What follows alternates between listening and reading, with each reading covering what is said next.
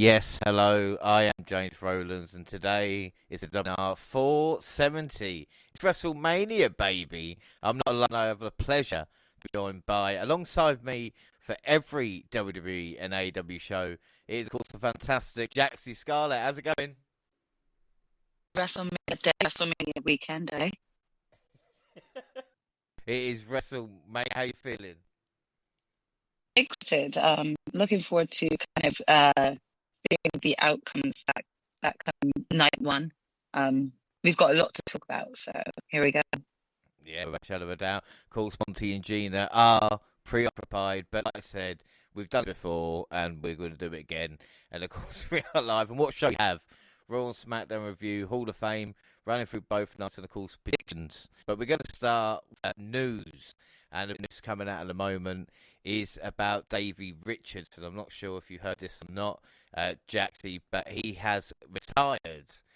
Basically, after a few promotions have cut ties for him, with a 40-year-old came to light domestic violence allegations against him. If you don't know, Dave Richards used his team with Eddie Edwards, and of course in around here as well. But I mean, again, it's not like the most positive news to start with, but I think it's good, especially the kind of speaking out movement we had a couple of years ago, that someone like Yeah, Davey Richards realises you got to retire, mate. You know, there's no career in it now. yeah.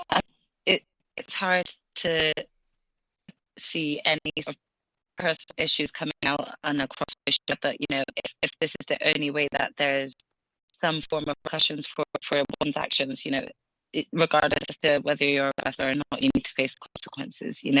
So, it was probably the right move. That's probably all I have to say on the matter. I didn't really know this wrestler, quite know Eddie Edwards, so that's probably the only connection that to kind of roughly could be. Yeah, well, this is the problem that obviously with Eddie Edwards being known, people might be, it's Eddie Edwards, but it's not, it's his tag partner. But he's been kind of mentioned in this. But it's like I said, with the way the world is now, it's kind of good riddance to bad rubbish, you know? Yeah. Next news story, and of course, I was a huge fan of NXT UK and the brand itself. NXT UK came to an end last year, and there's been a lot of talk of NXT Europe. And of course, we're 4 months into the year, and no news apart from Shawn Michaels, who in an interview said that they're still hoping to run it by the end of 2023. He said that he isn't something to throw together, especially if you want to set it up for success. I think everybody would feel more comfortable, take it longer, than we cross every eye. Now, again, I know Jaxie, maybe you're not the biggest, follower of NXT UK. For me, I love that. I would just see an NXT Europe. But again, it feels like with the announcements, this reminds me a bit of Tony Khan. You get telling us that we're going to get something UK, but nothing yet. And again, I can understand with Shawn Michaels wanting to do the right, but with the market the way it is, another hour of wrestling is going to be difficult for anybody anyway.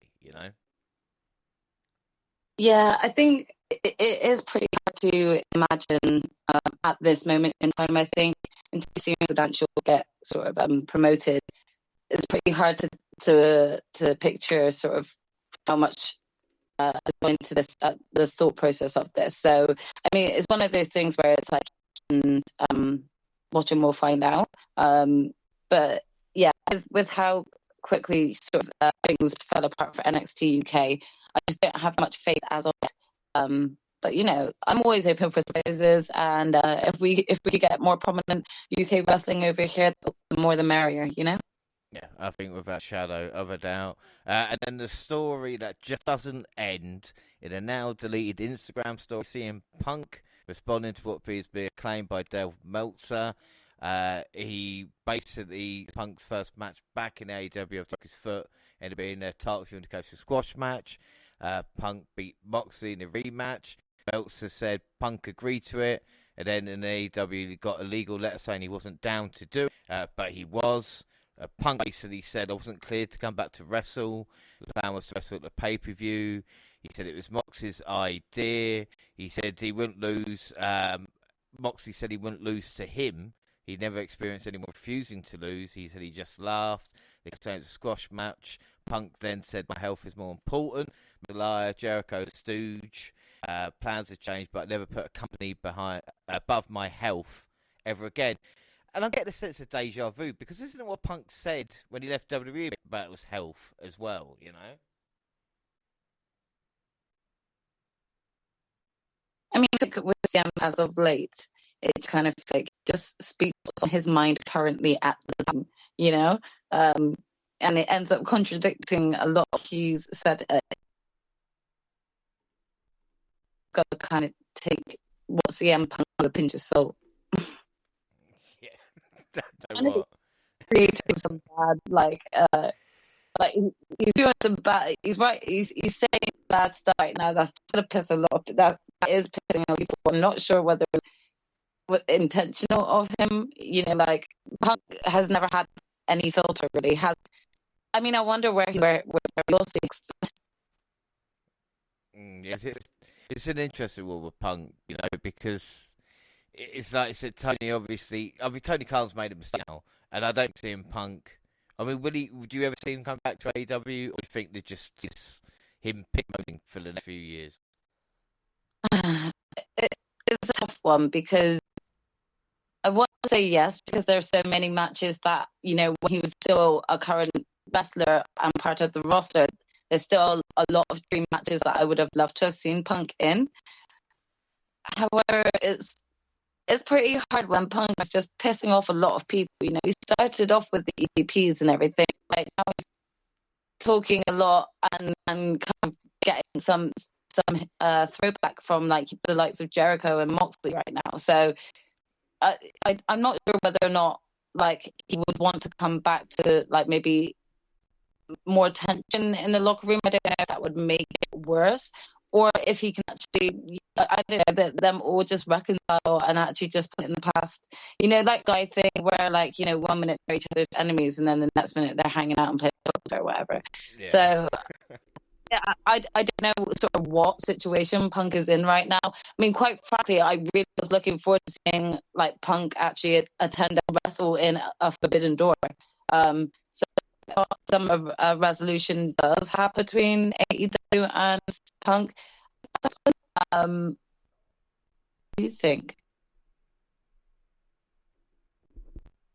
Like those of like Punk maybe even sparking up some with WWE. But I think that if he was actually come back, it would take a lot of humility for Punk to have them. Like, yeah, a huge fan of Triple. It wasn't Triple H he had the biggest issue with over, or was it Vince more he had the issue with? I'm not entirely, I can't remember which one he had, but he had the issue both. So either way, on either side, either company, Punk needs to reconcile it. So whether or not he decides that or not, I'm not too sure. He did a little bit of work with like what's it called? What was that? You know, backstage. Yeah. Yeah, but I know that was more like him in with Fox executives more than like WWE executives. So yeah, I don't know. It's a hard one. I don't know if Punk would actually want to have a sit down chat with Triple H, you know. So we'll have to see. Well, we'll see what happens. Like I said, many strange things happened. In the return of CM Punk, maybe one of them. But of course, with WWE, the biggest thing of the year is the road to Wrestlemania. So we're going to get to it then. We're going to start with the Raw after the Elimination Chamber, all the way back February 20th, with Sami Zayn getting a huge ovation, of course, inside Ottawa. And the crowd continued Ole as he soaked in the reaction. He said the story is never over, and we're in the final chapter. He asked Kevin Owens to join him, and Owens arrived to a huge pop. He said to Owens he was sorry. He also might be past words at this point. He said, told KO they should work together and take down the bloodline once for all.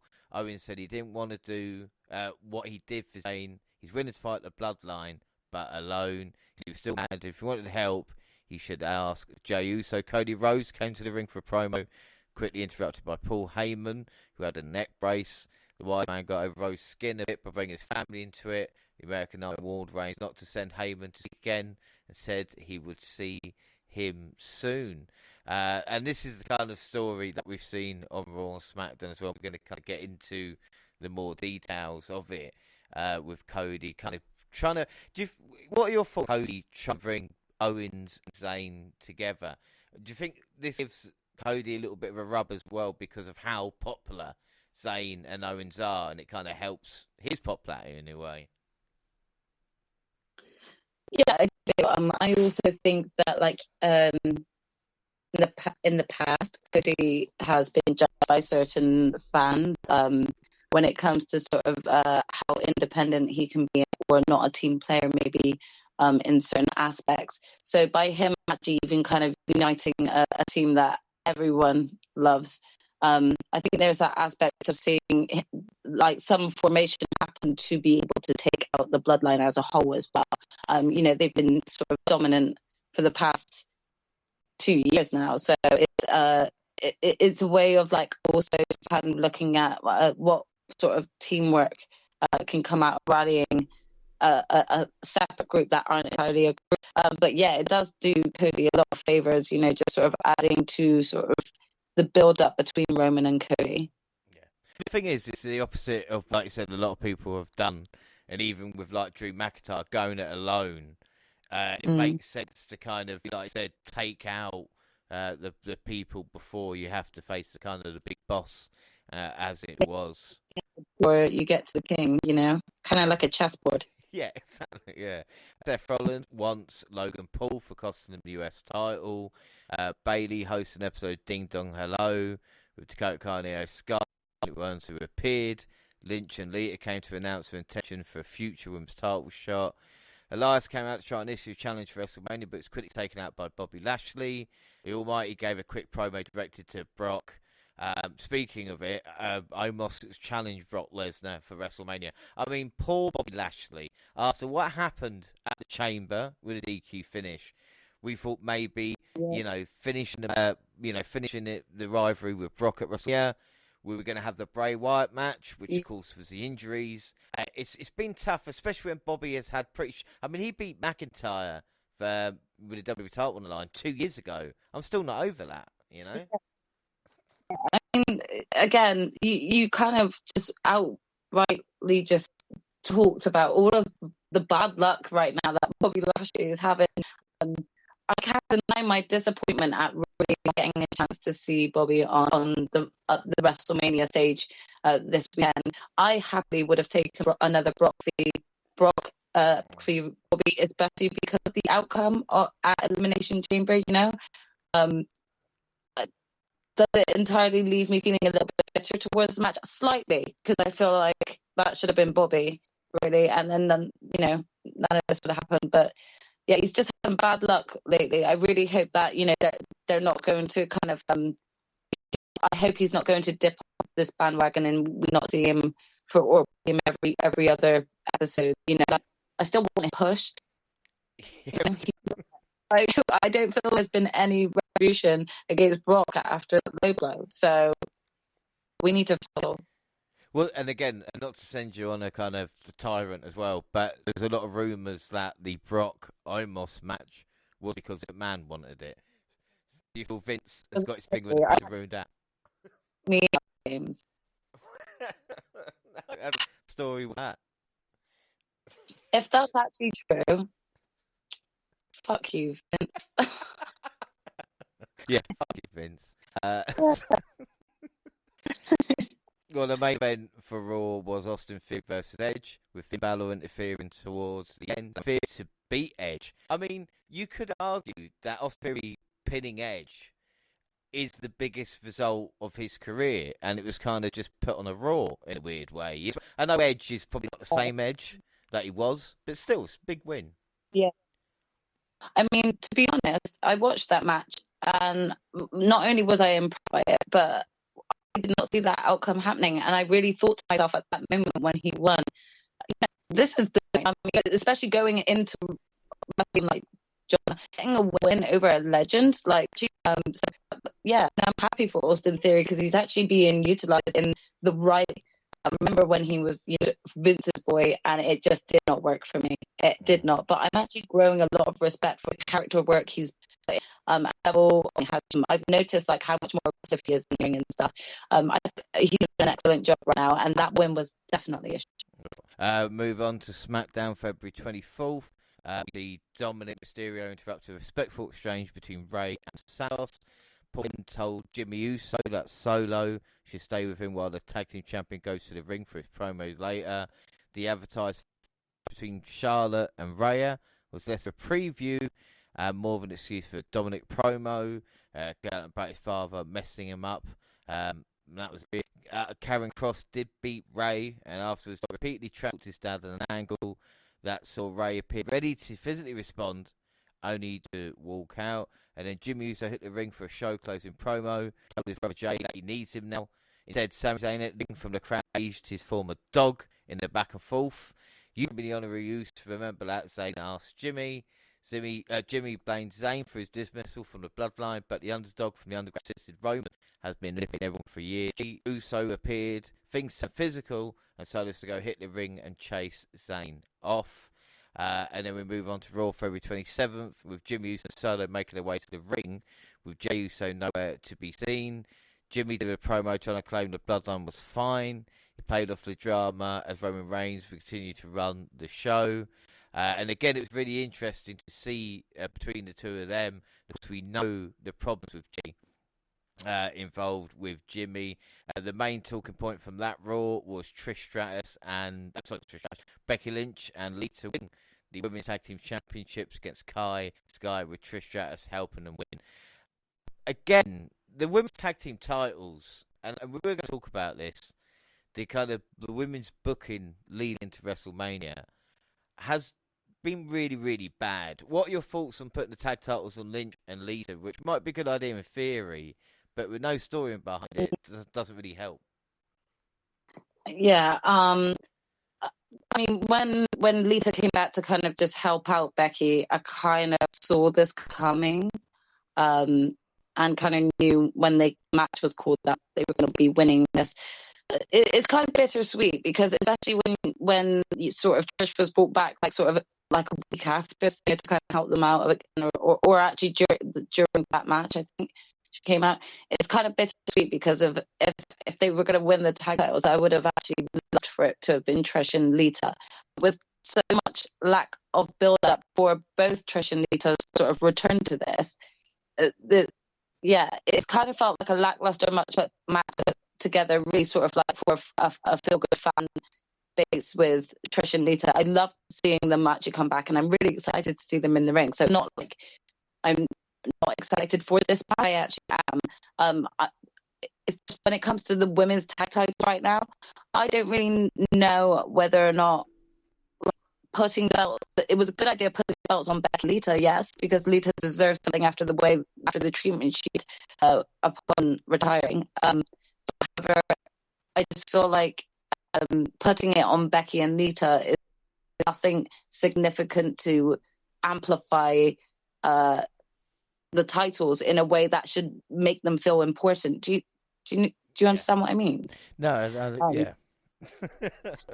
I would have liked to have seen, like, Damage Control have been taking significant damage, like pun on pun there, so to speak, when it comes to the win-loss ratio that they've had.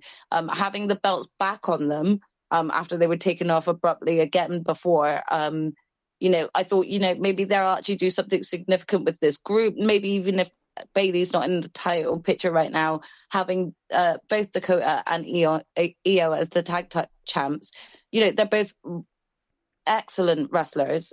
They had been doing a good job currently at that point so far. It's just a shame that a lot of this storyline has just really been Damage Control and Becky, and now you've just kind of brought Lita and Trish in. So I don't really see that why there was any need for there to be a total change between them. They could have still done this six-woman tag match at WrestleMania without having had the title belt change. However, I am excited to see the match at WrestleMania. So, and the brand. But it's the thing, we're coming to WrestleMania, and we're going to talk about the card later, but we've got like 4 women's matches, but it just feels that the star power involved, the build-up, it's like, the 2 main storylines we know what they are heading to WrestleMania, and you can feel the effect on kind of others, and especially with the women. And the other thing that infuriates me as well is just the time of women's matches. It's in the last Smackdown where you had Fatal 4-Ways, men and women's, and yet the women's was a quarter of what the men's was, you know, and it's just like, why are we not giving them more time? We're not AEW, you know? Yeah. Again, there still is, even though we've, seen a great influx on change within the women's roster, within like sort of wrestling in itself for women. I still believe that WWE have this timing issue when it comes to their matches, especially when it comes to WrestleMania. They've had consistent issues throughout the years of the pacing when it comes to sort of the women's matches compared to the men's matches. And I think we've discussed this before, James, about how there has been certain matches at WrestleMania that could have been shorter, that didn't need to have cut into the women's time to make it shorter, you know? I hope going into this WrestleMania over the next 2 evenings, the women do get an ample amount of time to their matches. Am I holding my breath on this, though? Not really. Yeah, this is the problem, isn't it? You know, and this is what we're seeing. But we continue SmackDown, March 3rd. Cody Rhodes came face-to-face with Roman Reigns for the very first time. Reigns struck a nerve by tapping into Rhodes' love for his father, Dusty, and talking about his relationship with the American Dream, protege relationship they had during Reigns' time of Florida Championship Wrestling. Cody never spoke, and you could see he was a little bit annoyed, but he rose and he never raised a fist or anything else like that.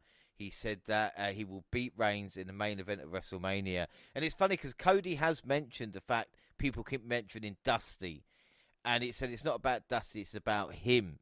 And the thing is, this is what I quite like, because I'm sure if it's storyline or real life, because obviously Cody doesn't want to be tarred with a dusty brush. But if Roman knows that, he's going to bring it into it just to get reaction as well, you know? Yeah, I mean, again, I remember watching that promo and feeling like I wasn't entirely sure whether or not Cody was aware that his father was going to be brought up in this.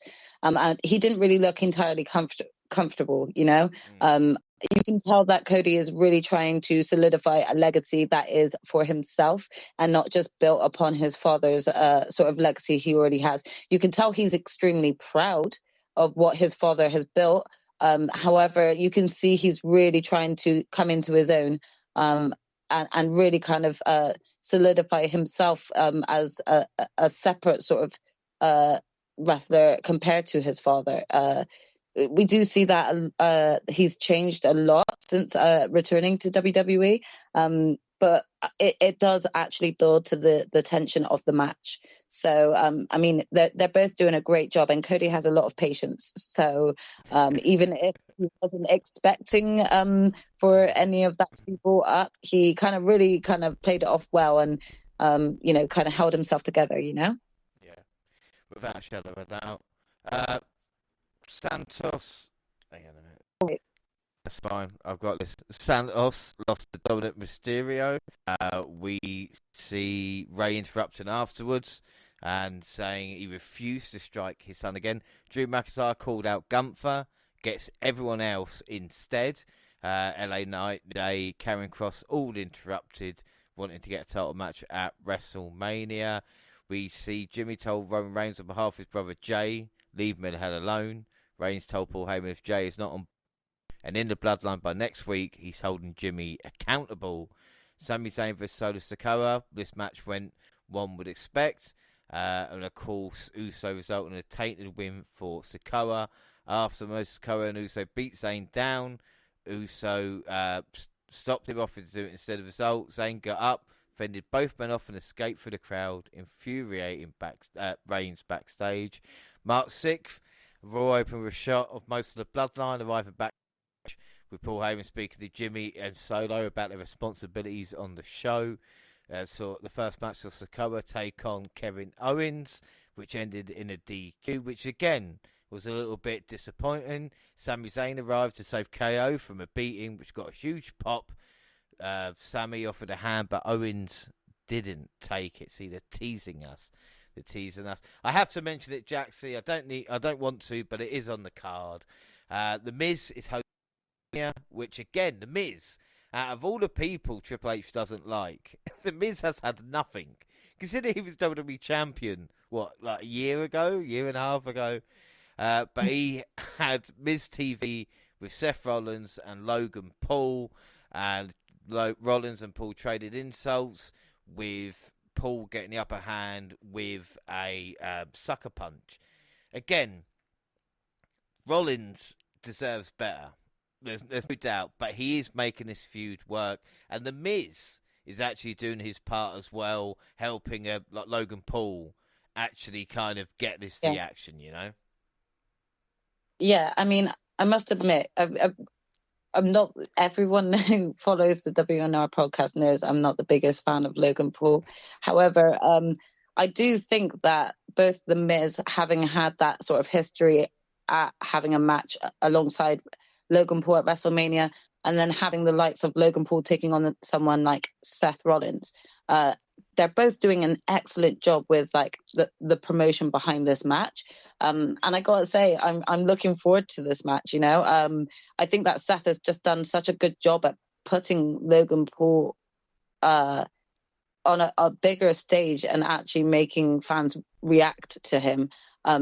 Not just in a negative way, but also in sort of a wrestler way. You know, he's kind of being sort of more acknowledged as a wrestler, I think, going into this match. So I'm excited to see it going forward. And I do think, again, I don't know what's going on with The Miz. He's kind of been relegated to sort of either this entertaining host or a comedic wrestler when getting into like his fat mouth getting him into trouble with the wrong wrestlers and just taking an ass whooping, you know, that sort of thing. So I don't know whether or not he's pissed anyone off. But I mean, the parts that he does have or is included in within not just Raw and SmackDown, but going into WrestleMania, he's been exceeding well. And so I feel like he's doing the best he can with what he's being given. It's the best way to say it, really. I think as well, he's a great talk piece. So having him host it, I'm not going to lie, I know the past few previous WrestleManias had Cena hosting it, and I was like, why? Like, there's no connection. It's just very randomly there. But like, it kind of makes sense having someone like The Miz, like, you know, hosting this WrestleMania. It kind of feels familiar. It kind of feels like that role suits him, you know. He that's what he built his character on before, wasn't it? Like that, he was the A-lister. And well, he used to host SmackDown back in the day. So, like you said, he's used to it. It's just a shame someone like The Miz. Like, I know he's not big enough for a confrontation with Stone Cold, but to eat the stunner or to eat something, do you know what I mean? To be attacked at WrestleMania, I think I'm not saying he deserves it. We might still get that. You never know. Who knows? We might get a Undertaker, you know, sort of show up and just slam dunk him in the middle of the ring and then just leave again or something. You did never say never when it comes to the Undertaker, right? Yeah, that's true. Yeah. Well, we get on Raw, Johnny Gargano, thanks to Edge, and then John Cena came out to a very warm welcome. He spoke into the camera during his entrance and jokingly pointed to the WrestleMania sign. He couldn't even get the mic to his mouth before Austin Theory's music hit. The US champ claimed he only become a superstar because of Cena and wanted to offer him a gift. He offered Cena a match at WrestleMania. Cena very plainly said no and wasn't interested because Theory hasn't earned the right yet. He ran the US champ down and talked great if anyone cared about him.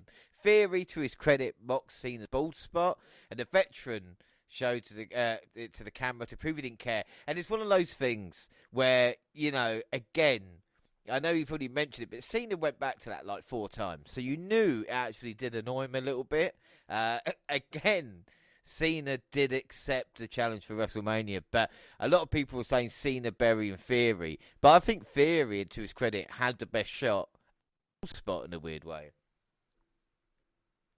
Yeah, I mean, I kind of rolled my eyes, realizing that we were going to get John Cena at WrestleMania. But In terms of looking at like sort of his wrestling history and how iconic he made the US belt, this is the right move to make. You know, having like the icon who created a greater respect around that title, facing it off against the new current upcoming sort of egotistical young fresh wrestler, it kind of makes sense. To be honest, I actually did feel like they both went hard at each other, and I didn't actually feel like Cena buried Theory in that promo. I still feel like they both went at each other quite hard. So we'll see what it's like going into this match. But I was definitely intrigued by the end of that promo. Yeah, without that, I know what I said, and then it was announced going to start WrestleMania weekend, you know, to be the opening match. And even with the kind of advertising, it's kind of is like a main event. So it's a huge match for Theory. But like I said, with Cena involved as well, kind of brings a different edge to it, so to speak. Another WrestleMania match added was the Damage Control Challenge to Lita, Becky, and Trish Stratus for a 6-women tag match, as we spoke before. It was next with Jimmy Uso and Sami Zayn. We see them throughout the night interacting with other people, but it's finally to meet one-on-one. Of course, the crowd was firmly behind Zayn. Jimmy bought the fight, and already got the chance of Olay breaked out in the TD Garden. Jey Uso showed up towards the end and stood on the announce table, appeared to be cheering on his brother, but Zayn ended up using his presence and distraction to pin Jimmy. The Usos came face to face in the ring, and both men told us with their looks. That is something about Jey Uso. And Jxie, your very first pod with me, I think, was Night of Champions. Might have been Jey versus Roman. And Jey has, this past couple of years, just what the bloodline can do without saying a word. And when you saw Jimmy and Jey, yeah, again, I've had the pleasure to meet you and Gina, and I can imagine tension like that. Do you know what I mean? Between just, we don't know what's going to happen. You know.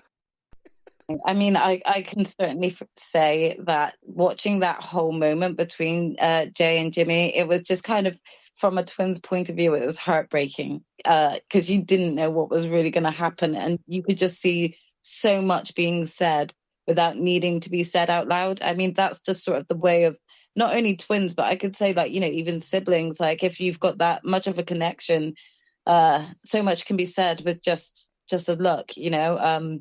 So you just knew that emotions were running high going into this. Well, this was saying we didn't know. We knew, you know, all of us were saying, "Oh yeah, it's going to be Usos versus Owens and Zayn," but the story leading into it, where we didn't know where Jey, what, you know, Jey. We just didn't know we're gonna how it was going to build up to the match. You know, we didn't know where the turning point was going to come, especially because of how previously Jey has, like, you know, endlessly stood up for Sami. So yeah, again, they just really had all of our heartstrings pulled. Well, I tell you what, once Jey walked out the ring and then hugged Zayn, the crowd erupted into cheers. Jimmy dropping to his knees. But that wasn't it. Jey drilled Zayn with a super kick. He screamed at his former friend that this was about family and beat him down with Jimmy and Solo until Cody ran down to make the save. And that's another thing. Cody coming down instead of KO, because then you can extend that story. And Jey still being scared of Roman, because we all want Jey to make his mind up. But he can't turn his back on Jimmy. Jimmy means more than anything. And that's what I loved as well. Exactly. Like, I knew it couldn't be that, you know, Jey was leaving the ring and leaving his brother. I just knew it couldn't, because that wouldn't be me either, you know. So I kind of knew something like worse was going to happen with for Sami, between Sami and Jey. When it happened, I was very conflicted. I had all these emotions. It was really hard to actually decipher them, because I felt absolutely devastated for Sami in that moment. But at the same time, I was completely overwhelmed with relief that Jey wasn't turning his back on Jimmy. You know, I couldn't even imagine any twin doing that to their twin, turning their back on each other, you know. So there was extreme relief as well as devastation there. But this is the thing that makes the storyline so good, is the fact, like you said, We want him to do the right thing. You know, we know how controlling Roman is. We know how, you know, nice Sammy is. But again, it's the fact we understand why he did what he did. And like Jay said at the start of Smackdown on March 10th, he promised to explain his actions. We saw number one contendership for the Intercontinental title by Sheamus cross LA Knight and Woods after Sheamus and McIntyre took over the action. Both got the pin at the same time. This fucking annoys me because there's a legal ref in there. Why did the other referee come into count then? You know, what's the point of that? I'm sorry, but if I was the other ref, I was really flabbergasted by this, because if I was the other ref, I'm actually putting him in his place to say, I'm reffing this match, not you. Get your ass out. My call is my call. Like, I call this at the end of the day. Yours doesn't match. Like, this to me just was sloppy. I don't know. It wasn't even like a ref bump and then the ref recovering to make the. It was just, like you said, the other ref was like, my time. Yeah. Like, it came out of nowhere, and I was like, you know, even I was watching this match with great anticipation, but I was going, wait, why are you getting in the ring? Why are you acting like you're the ref? What? You know, so I'm not gonna lie, this move made me very angry, because if I called it and saw what was coming for WrestleMania straight away, and the way that it was set up, I just did not like. So I wasn't really impressed or excited knowing that this was the match we were going to get at WrestleMania. Yeah, I tell you, who was more frustrated was Gunther, who I thought was going to chop Adam Pearce at 1 second because he could make a decision. But fans wanted triple threat. Find out what would happen. We then see. It just, you know, Gunther versus Sheamus, number 2. Like, I would have been happy for a one-on-one match between those two again. But okay. But this is the thing as well. Yeah, I agree with that. But my next point is we're talking about as well the kind of Rey Mysterio Dominic thing. I just want to mention, like, Santos and NXT wasn't this fanboy. Santos Espo is acting like I would meeting Rey Mysterio. And it just like, you know what I mean? Just like, yeah, man, we love you. Like, losing to matches against the Judgment Day, you know, and it's just like, what the fuck? You know, what's Santos? What's going on, man? The thing, I really love Legado del Fantasma. I'm a huge fan of theirs. Like, again, from NXT, I've seen them in NXT, and they were really good there. Excellent there. I'm not actually mad at sort of like this team up with having, you know, them team up sort of alongside Rey Mysterio. So Rey does have a bit of backing, especially with Judgment Day. However, I don't know if he really they really needed to come across as this fan group, because they do come across more as a fan group than of Rey's. Then like just like, it would have been really nice to like at the very. Do you remember? I think the very first sort of like sort of backstage setting we had of Rey giving Santos a mask. Yes. And it was sort of like, you know, the passing to someone to another, and I thought to myself, oh, he's backing him, like Rey is going to be sort of the mentor, but, you know, kind of like in a Sting and Darby Allin situation where Sting doesn't really need to do much for Darby Allin, because Darby Allin's like back by himself and just do that. Like it just comes across more like they're like a fan group, and that's why they're not coming across as strong, rather than being still their own Legado del Fantasma, but that they're like working alongside Rey. Does that make sense? It just feels that, yeah, it could be anybody in that role, you know, like even like a rap group, or do you know what I'm saying? Like non-celebrity, you don't need its own group in its own right. Have Angel and Humberto, you know, do something. Like, don't ruin Legado into these kind of fanboys, unless you're going to have Santos turning on Rey, which you're not going to do at this moment in time anyway, you know. Again, another infuriating thing, talk about women's booking. Charlotte beating Shotzi. Again, I don't mind this, but, like, Ripley at ringside, both of these two are so off. Like, Ripley was looking when Charlotte wasn't. Charlotte had to move in when Ripley was kind of talking to Michael Cole. And it's just like, this feud has not worked, and it's very simple. Ripley should want revenge on Charlotte, but instead, it's just not working, you know? It's just not. Mhm. Yeah, I mean, I don't know. I think right now I'm a bit biased because I'm just like a huge fangirl of Rhea's. So for me, it's just all been about her winning Royal Rumble, her getting her actual chance. Because if we all kind of remember back to sort of the COVID times when Rhea lost her belt at WrestleMania, it kind of felt like another Oscar moment. It felt like, that wasn't the right call to make, but because of issues with Rhea's fees, I think it was issues with her visa at the time. She obviously had to vacate. So, I mean, again, twice now, Charlotte's just kind of come in, taken the belt, and just done what she likes by two different wrestlers who were extremely popular for the fans. So, I mean, if we're gonna get Charlotte losing at WrestleMania, then just I'm fine with it. But yeah, I kind of do. It's more about the result, isn't it? Like I said, it's more about the destination than it is the journey. It feels like with Rhea Ripley and Charlotte. You know why I feel that is though?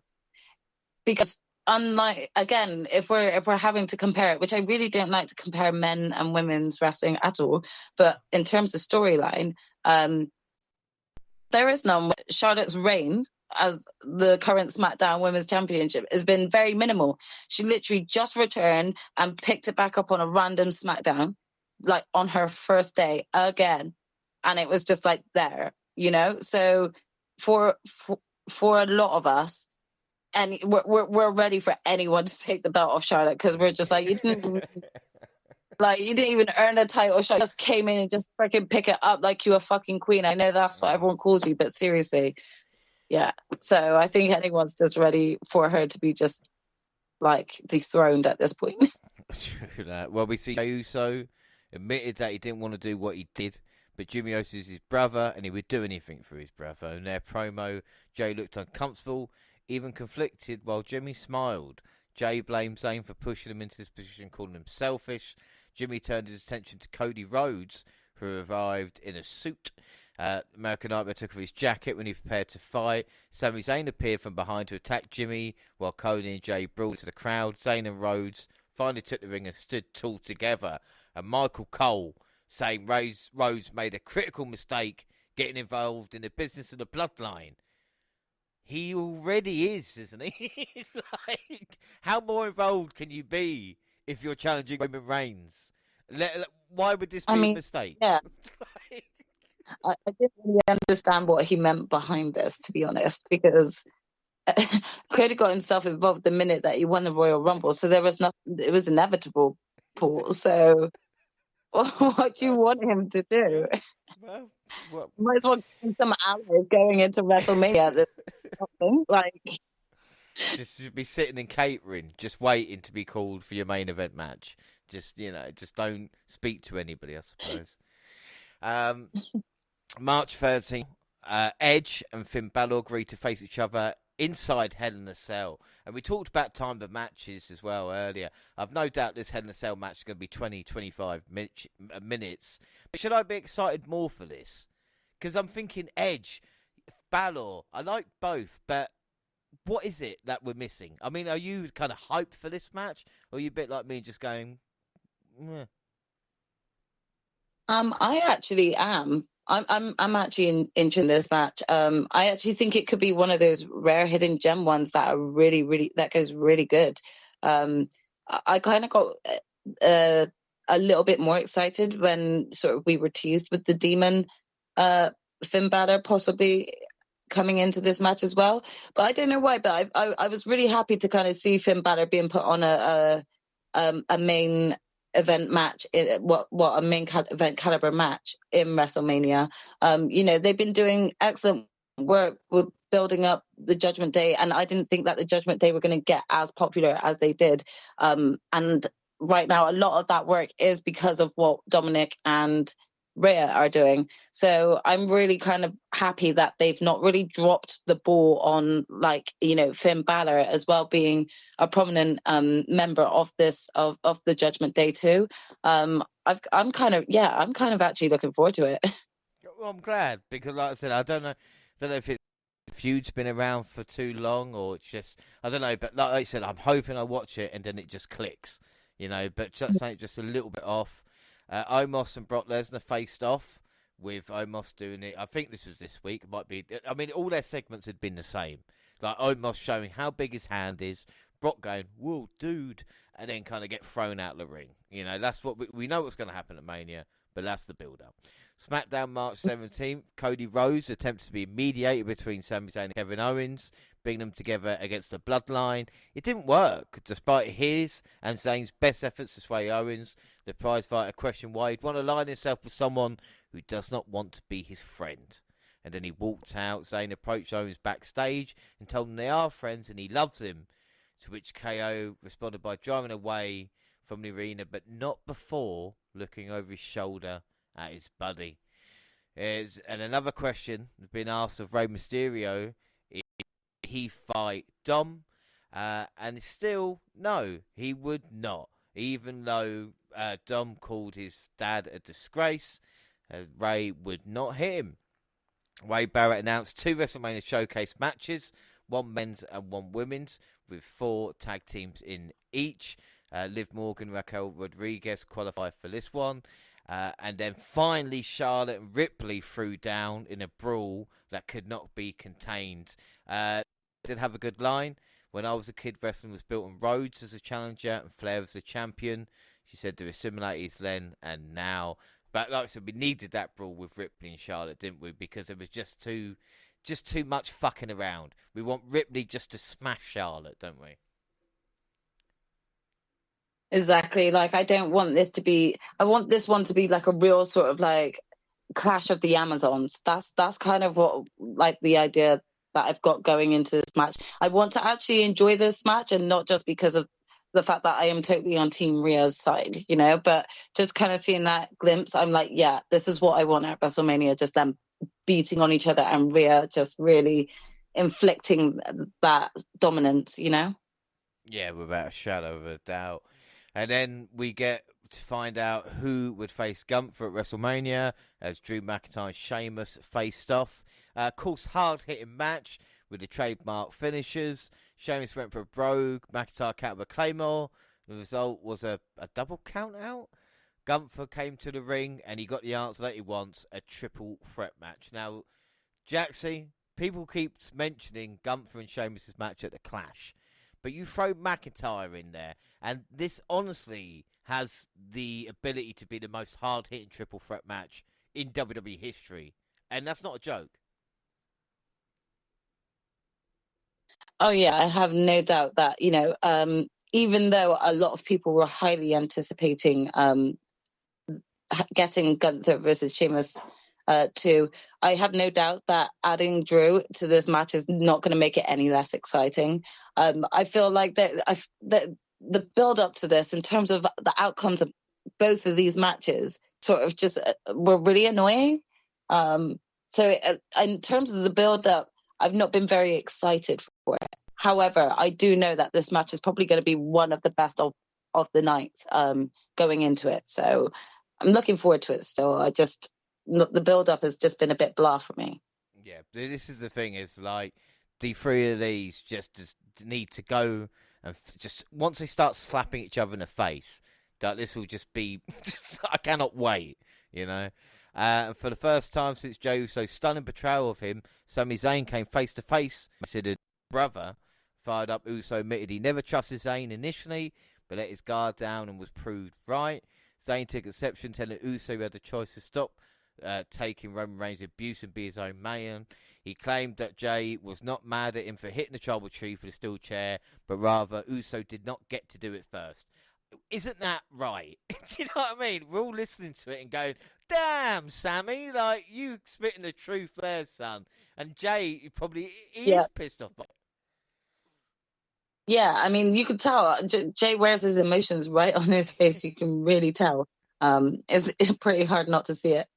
Yeah, without a shadow of doubt. Well, Jey attacked, and he was soon joined by brother Jimmy as a number game threatened to leave Zayn unconscious yet again. Then, Kevin Owens returned to the arena and unleashed hell on the tag team champions, clearing them out of the ring. And then in the moment that will kind of live with us, I think, forever, Owens and Zayn embraced and got the biggest pop that I've heard in a long, long time. Tears in my eyes. Perfect storytelling this was, Jxie. It was, and I think anyone who have been fans of Kevin Owens and Sami Zayn, even from NXT days, will just know of the sort of on again, off again relationship that they've had throughout the years, and it's been a long time since seeing them both reunited like this and together again. So I can't even deny like that was like such a sweet moment, and to sort of see that a few weeks prior to having like Jay and Jimmy reunite and stuff. It's just all about brotherhood, a lot of it, and that's why there's so much emotion going into this match at WrestleMania. Without a shadow of a doubt. And Raw March 20th, we see Raw opening with Sami Zayn. Kevin's making the way to the ring, getting a warm reception. Both men look up the WrestleMania sign, but the Usos come out to rain on their parade. Didn't take long for KO to issue a challenge for the tag titles. Usos accepted before rushing the ring, begin a brawl. Jimmy barely saved Jay from taking a hula kick. They grabbed some steel chairs, but a number of officials came out to break up. Backstage, Solo was shown arriving with Roman Reigns and Paul Heyman. The Usos went to the back to end the segment. I was expecting to see the Usos literally leave ringside and then see them at the back kind of joining up with Roman, seeing as they have to do that sort of thing. But something right in the world, seeing Owens and Zayn together. You know, it's just... I don't know what it is, but we're all right at the moment, you know? I mean, it just feels natural seeing them together like that. So it's been a long time that everyone's seen that. So it's probably a real feel-good moment as well. Shadow of a doubt. Seth Rollins ruined Impulsive TV. You could say it was already. Oscar and Blair beat Green and Niven. Blair was able to power up Niven to hit the KOD for the win. And this is the thing we forget. You know, the crowd's quiet and then Bianca Belair does something like this, and you realise how kind of powerful and great she is. And again, Oscar versus Bianca Belair should be a match, Jackson, that you and I are kind of wetting ourselves over with excitement with the build-up. But Bianca and Damage Control, we mentioned it. Her booking, considering she's come up to a year as women's champion, has been videos. I don't know if they're trying to keep it quiet. And Oscar's a challenger. The build has been Oscar coming out, spitting mist, or maybe not. And it's just nothing, you know? Yeah. There's been sort of like a lack of time given to them to actually really build on something to bring into it, you know? They've had such little time to build with this, and I don't understand why, because we should, like you said, we should all be like really. Don't get me wrong, I'm excited for the match. The match is going to go hard, but the build up behind the match has been lackluster. You know, it's one of those ones where it just feels like they've just been a victim to having time taken away to even promote or build this up. It's a bit sad, really, because this is like a highly anticipated match going into night 2. I think they're on. Well, it's the same. We're not even sure what night they're on. They've not even had this kind of build. And when you think of how good both of these women are, you know, with a match where it's been built with something behind it. And I know Oscar's kind of straddling the kind of face heel and whatever it is, but we've not seen another side of Bianca. You know, she's not kind of turned more cocky and confident as champion and maybe heel side. She just stayed the same, you know? And I don't know whether or not that is due to the lack of time she's really been given. It's been sort of lackluster build-up, sort of random matches on Raw, ones that are just really connected with either Oscar coming out for a save just to kind of play mind games with her, but it's just sort of quick and simple and there, and then it's gone. You know, like there's been no sort of real backstage promo on this or build-up behind this either. It's just been, I don't know why the sort of storytelling behind this hasn't been as invested in from a creative point of view. But when the match gets into it, I know that these two women are going to deliver. It's just a shame that probably with the lack of build-up, there's probably not a lot of people entirely looking forward to the match right now, you know? Well, there's one match we're all looking forward to, and that's Cody Rhodes and Roman Reigns. They met in the final segment of Raw with the Tribal Chief not alone. of course, with Solo Sikoa and Paul Heyman by his side. Reigns said Rowe wasn't cut out for this, and he said, "This is, I'm actually, this is brilliant. This is what I remember. I'm actually doing this from brain rather than anything that's written down." Because Roman said, like, you quit everything. You quit the Stardust character when it got too hard. You quit AEW when you couldn't get over.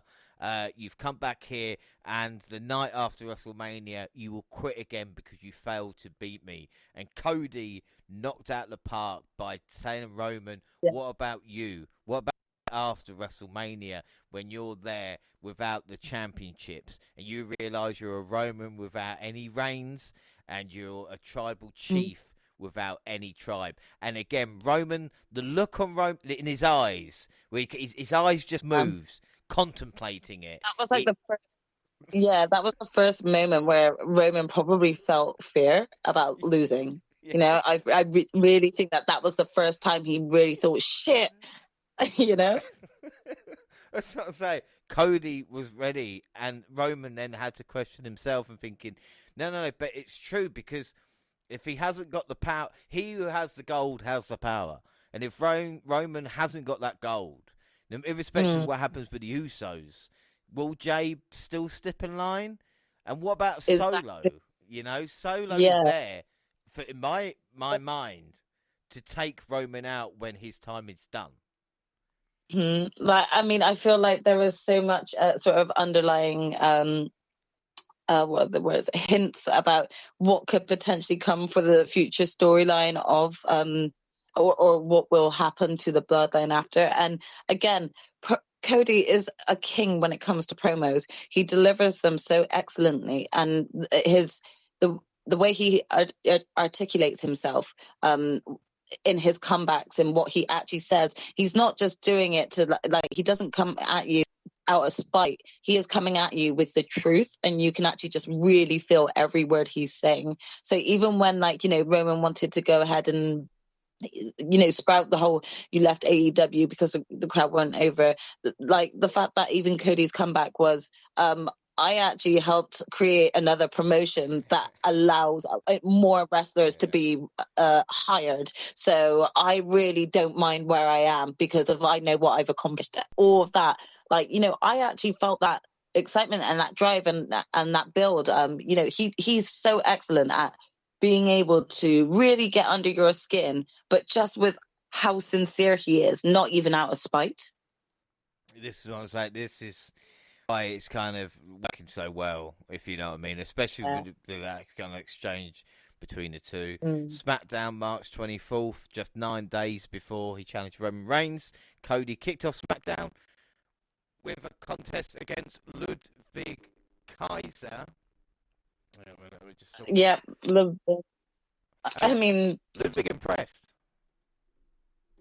Like, this for him, I don't know where things are going for, like, Imperium as a group, because, like, I mean, lately, like, both of them, Kaiser, seem to just be like they're kind of like the jobbers for Gunther, but they're kind of like the jobbers naturally in sort of tag team wrestling as well at the moment. I wanted them to kind of come across a lot more dominant, but yeah, again, it's really hard because there's been no one in the title picture for the Usos, so they've not really focused a lot on, like, the building of these individual tag teams within the sort of current Raw and SmackDown rosters. You know, week in, week out, we're just kind of seeing random tag matches put together, but there's no significance behind them. So it's really been hard to kind of feel invested in a tag team and them being any form of dominating across the tag team division when the Usos are currently holding both title belts as well. It's been such a weird one for tag team wrestling in that sense, because without having the belts in the picture, it's really kind of put a less spotlight on the tag team division, and I don't think it helps, obviously, having sort of a tag team like Imperium sort of having to take a lot of the losses when it comes to, you know, this build up for the Intercontinental belt. So they're really kind of just helping to elevate Gunther, which is good. It's great for Gunther because he's had a great run. But when it comes to Imperium as a tag team. When it comes to, like you said, jobbing out to Cody, you kind of think like, what? Why are they involved in this? Like again, Ludwig showed out low, but like I said, there's a problem when it comes to kind of underneath guys. There's not enough kind of mid-level heels. You know, they're not going to feed a carrying cross to Cody Rhodes. You know, so they have to win with a tag team essentially. You know. Yeah. Well, anyway, we found out Rhodes and Sikoa would face off on Raw.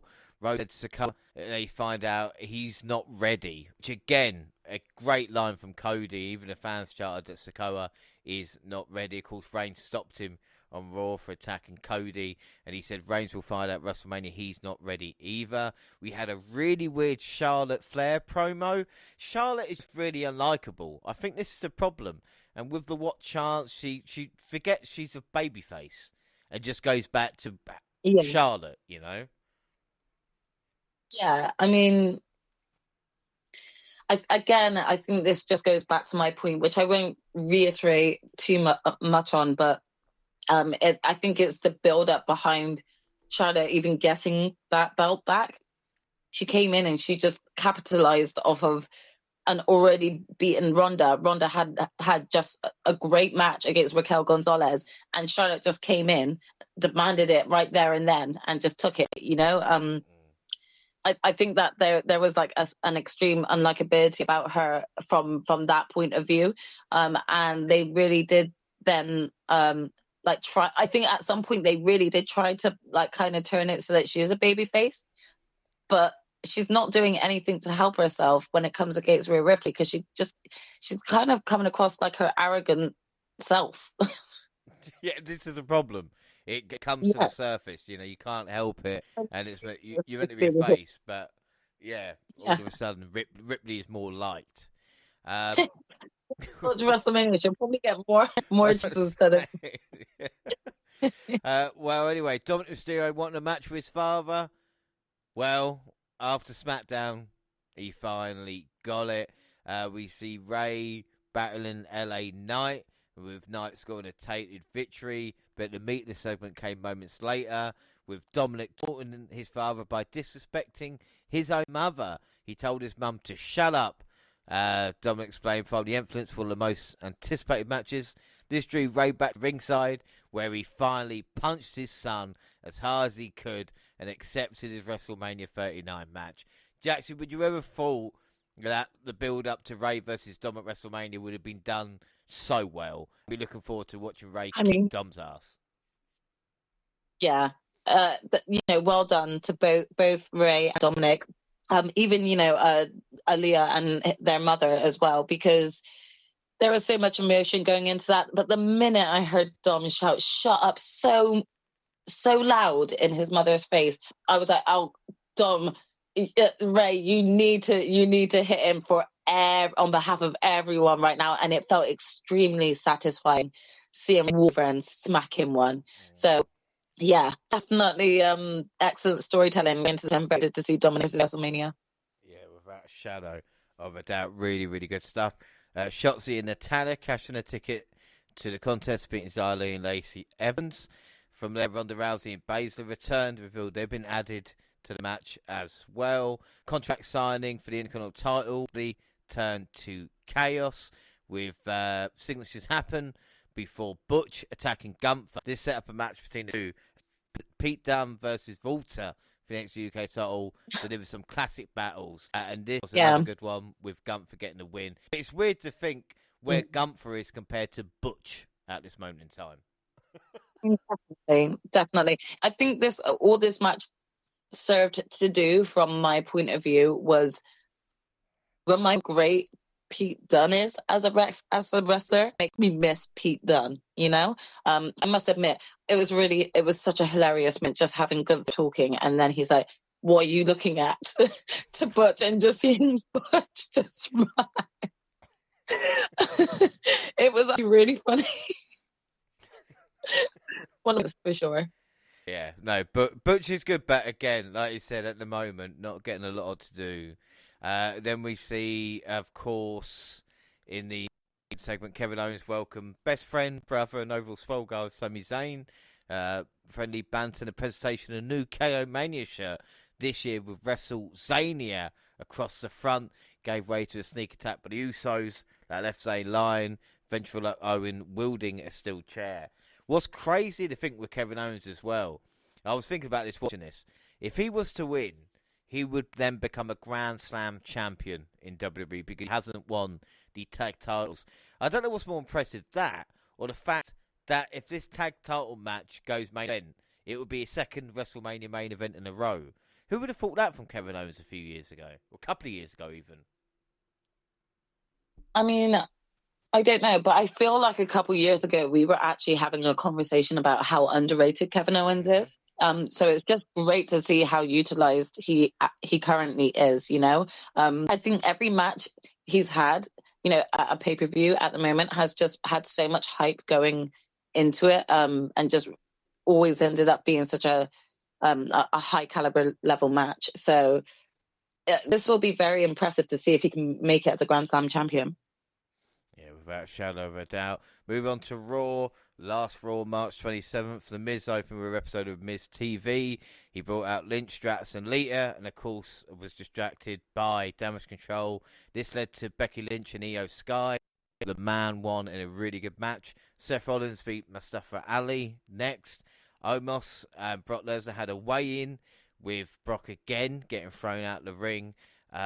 Montez Ford, Angelo Dawkins, Strowman and Ricochet took out Eric, Ivor, Otis and Chad in an 8-man tag match. Austin Theory spoke in an empty arena. I'm not sure why. Sonya Deville and Chelsea Green beat Mia Yim and Candice LeRae to be the fourth team in the showcase. This was originally Carmella, but due to injury, it's Sonya Deville. And again, I mean, it's just the women's. It's just annoying me at this moment in time. Priest versus Rey Mysterio. Dominic caused a disqualification. Legado made the save. Gunther beat Ziggler. The main event saw Cody Rhodes take on Solo Sikoa. Street Champ weren't concerned with winning as he was softening Rhodes up for Roman. Sikoa was able to get his foot to the bottom rope to avoid being pinned by the crossroads. Came down to the ring to distract Rhodes. Sikoa drilled him with a super kick. However, Sami Zayn and Owens came out to fight the title holders when the American Nightmare finished off Sikoa with another crossroads. Again, really good stuff. Solo Sikoa losing for the very first time on the main roster. But these two matches, like you said, the tag match and the Universal title match, these are the two that make Mania. Would that be fair to say? Definitely. There's been so much more effort put into telling the story behind all of these matches and just, giving it the time it needs to kind of like build a bit of a reputation amongst the fans and generate this type of response that the fans have. They're fully invested in both of these titles and the stories that are behind them. It's disappointing when you look at it from the women's point of view, because you just think, the build up could have been so much better, like when you compare it to both of these title matches going into WrestleMania. But it's a fair statement to say that these two matches really are representing like WrestleMania this year, Yeah, without a shadow of a doubt. A final stop then, Smackdown yesterday, March 30th. Undisputed Tag Team Champions, the Usos, hit the ring to kick off the show. Look at a few words. Of course, Owens and Zayn interrupted, vowed to dethrone their foes and hopefully bring them back to the same level Usos they had long before the Bloodline changed. Conflicted Jay responded saying the prediction of the Bloodline's demise at WrestleMania and premature, and that's Bloodline Mania. He said the remain champs, Owens would betray Zayn and nothing would change. So there again, Jay planting a few. Well, Owens planting a few things, saying Owen, the Usos could go back to being quite friendly as they were, and Jay saying, no, Kevin's going to stab you in the back, which is something we've not even thought about.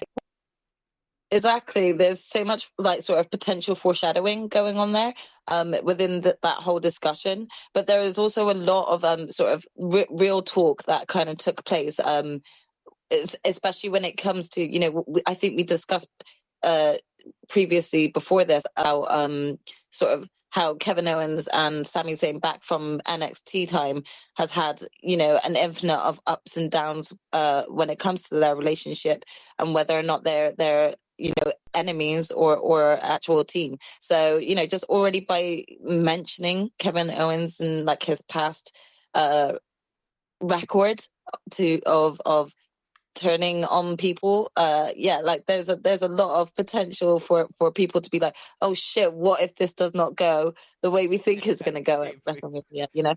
That brings so much more excitement going into the match itself, though. This is the type of promo work we need just before like the pay-per-view event, so that it gives fans doubts as well about what could happen, what the outcome could be. And this is what sort of good storytelling wrestling is all about. You don't really want to go into a WrestleMania and just really feel completely confident in knowing who's going to be the winner of each match. You want to know that there's potential for either person to come out of this. Yeah, but how devastated would everybody be if it was turned on Mania? Oh my god! God! I don't think my fragile heart could take it.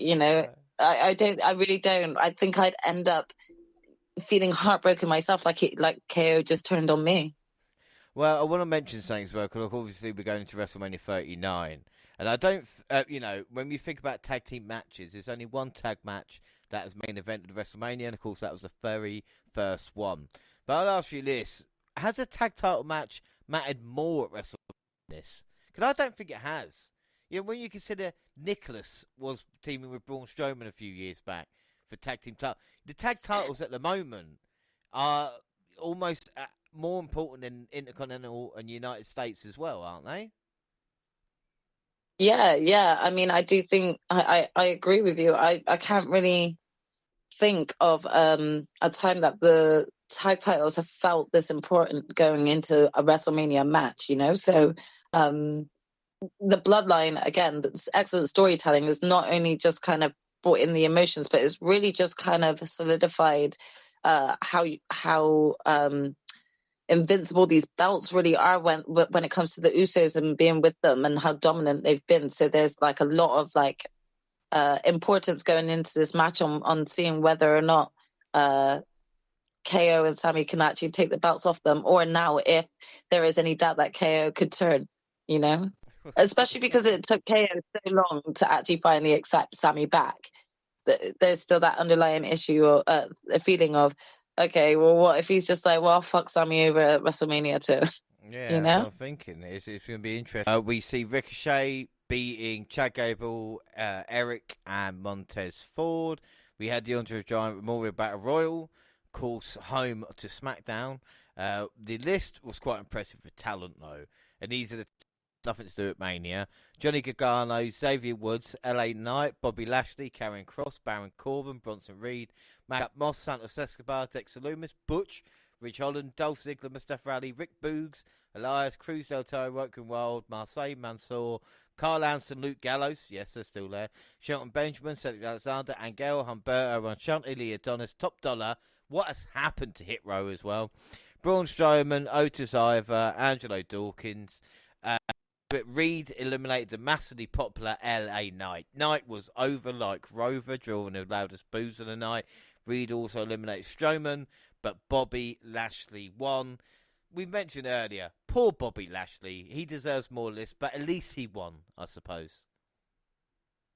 Yeah, I mean, to be honest, when I saw the screen graph for the Andre the Giant Battle Royale, and I saw Bobby Lashley right there at the front of it, first of all, I was cussing out so hard at the screen, like, this is what he's been relegated to now. Are you fucking serious? Like, I actually would really love I prefer last minute change.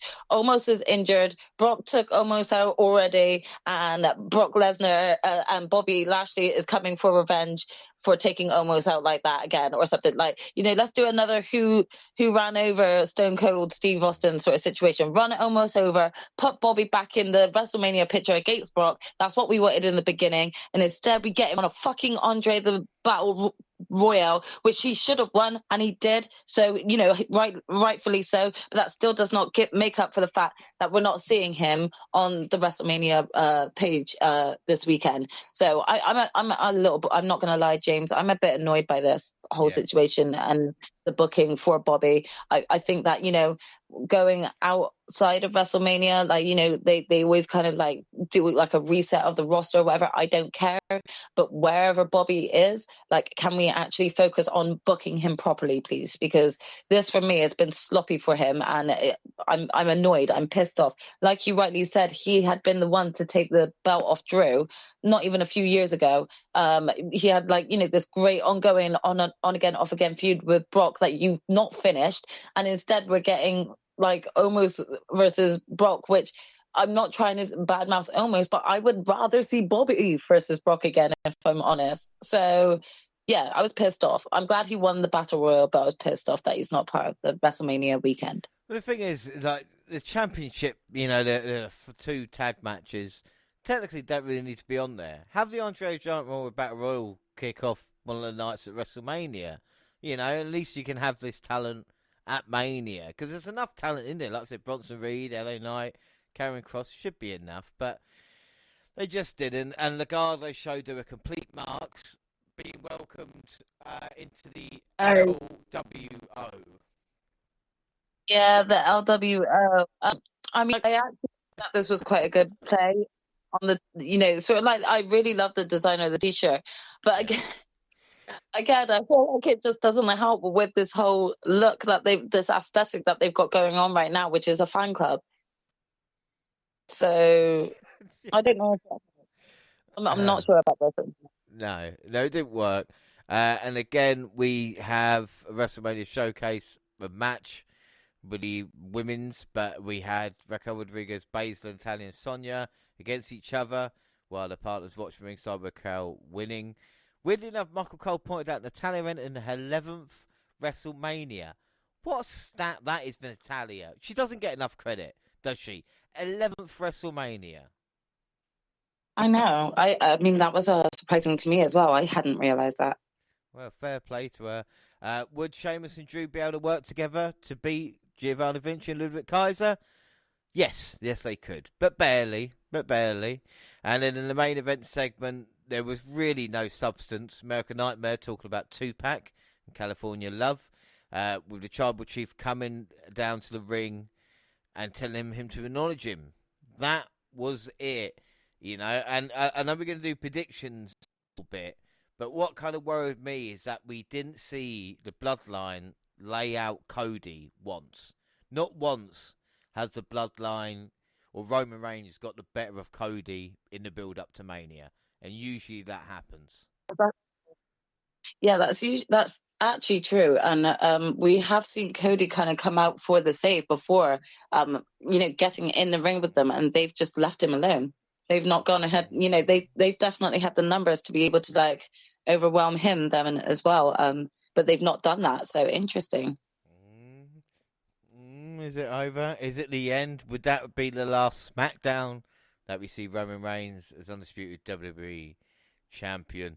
And we're going to move to the Hall of Fame. Of course, that was last night as well. I know a lot of people. There's a load of stuff. There was Ring of Honor, Supercard of Honor, I think, yesterday. The Standard delivered today. There's 2 nights of WrestleMania.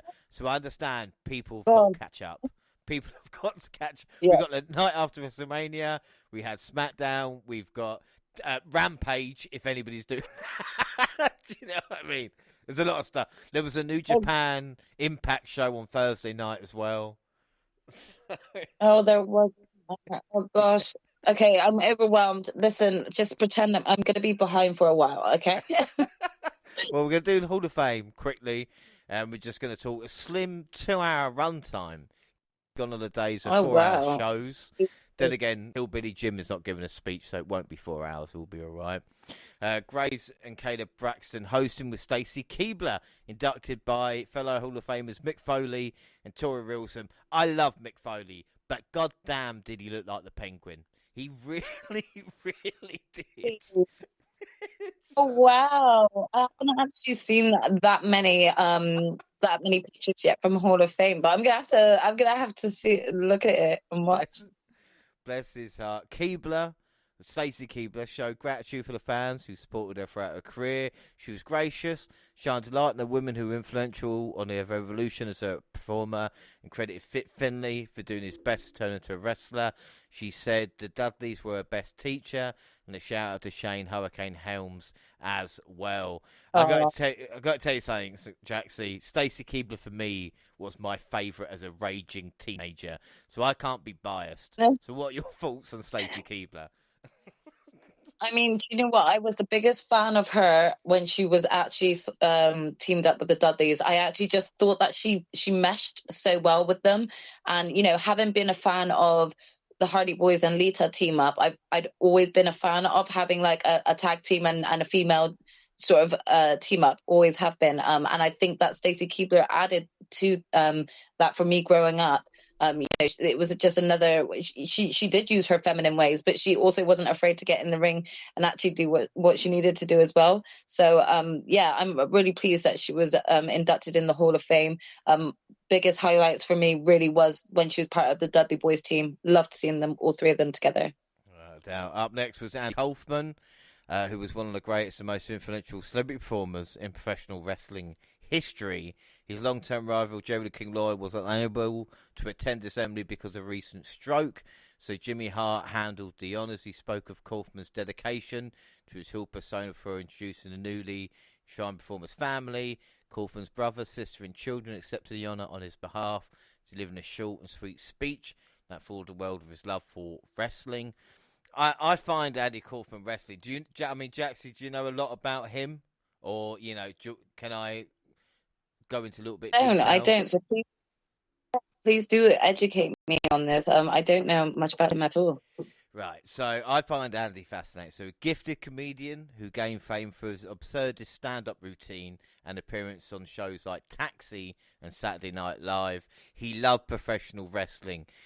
He did ring up WWE originally to ask if he could be a part of the promotion as a heel. Vince McMahon Sr. said at the moment they don't really do stuff like that. So he got told to ring Memphis, where Jerry the King Lawler was in charge. They ended up having a feud. Andy Kaufman was wrestling women at the time when Jerry the King Lawler finally stood up to fight him. There was a legendary exchange on Late Night with David Letterman, of course, talk show in America, when Jerry the King Lawler slapped Andy Kaufman across the face, and Andy responded by throwing coffee at him.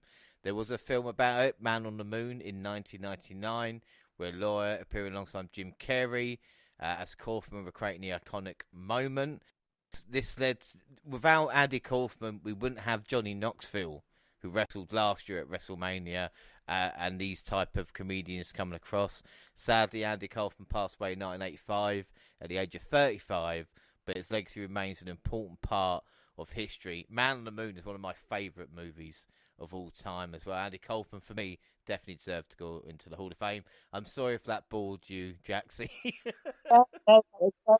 It's very fascinating, and I just learned a bit of history of someone who clearly was iconic to the business, and I'm very pleased to hear that he was inducted into the Hall of Fame. Well, up next, Nature Boy Ric Flair. Wouldn't be a Hall of Fame without Ric Flair. And, of course, every time he comes out, you go, Jesus Christ, the man is still walking, which, again, is great. It was down to him to try and tell the audience about the great Muta as a legitimate main event star in the early days of WCW. He ventured off topic once, but ended it emotionally.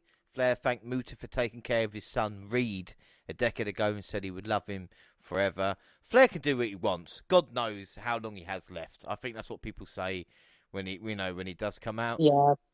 Muta, not a strong speaker in English, simply thanked W for the honour of his induction for basking in the adulation of the fans. He did spit the mist, which popped Oscar at ringside as well.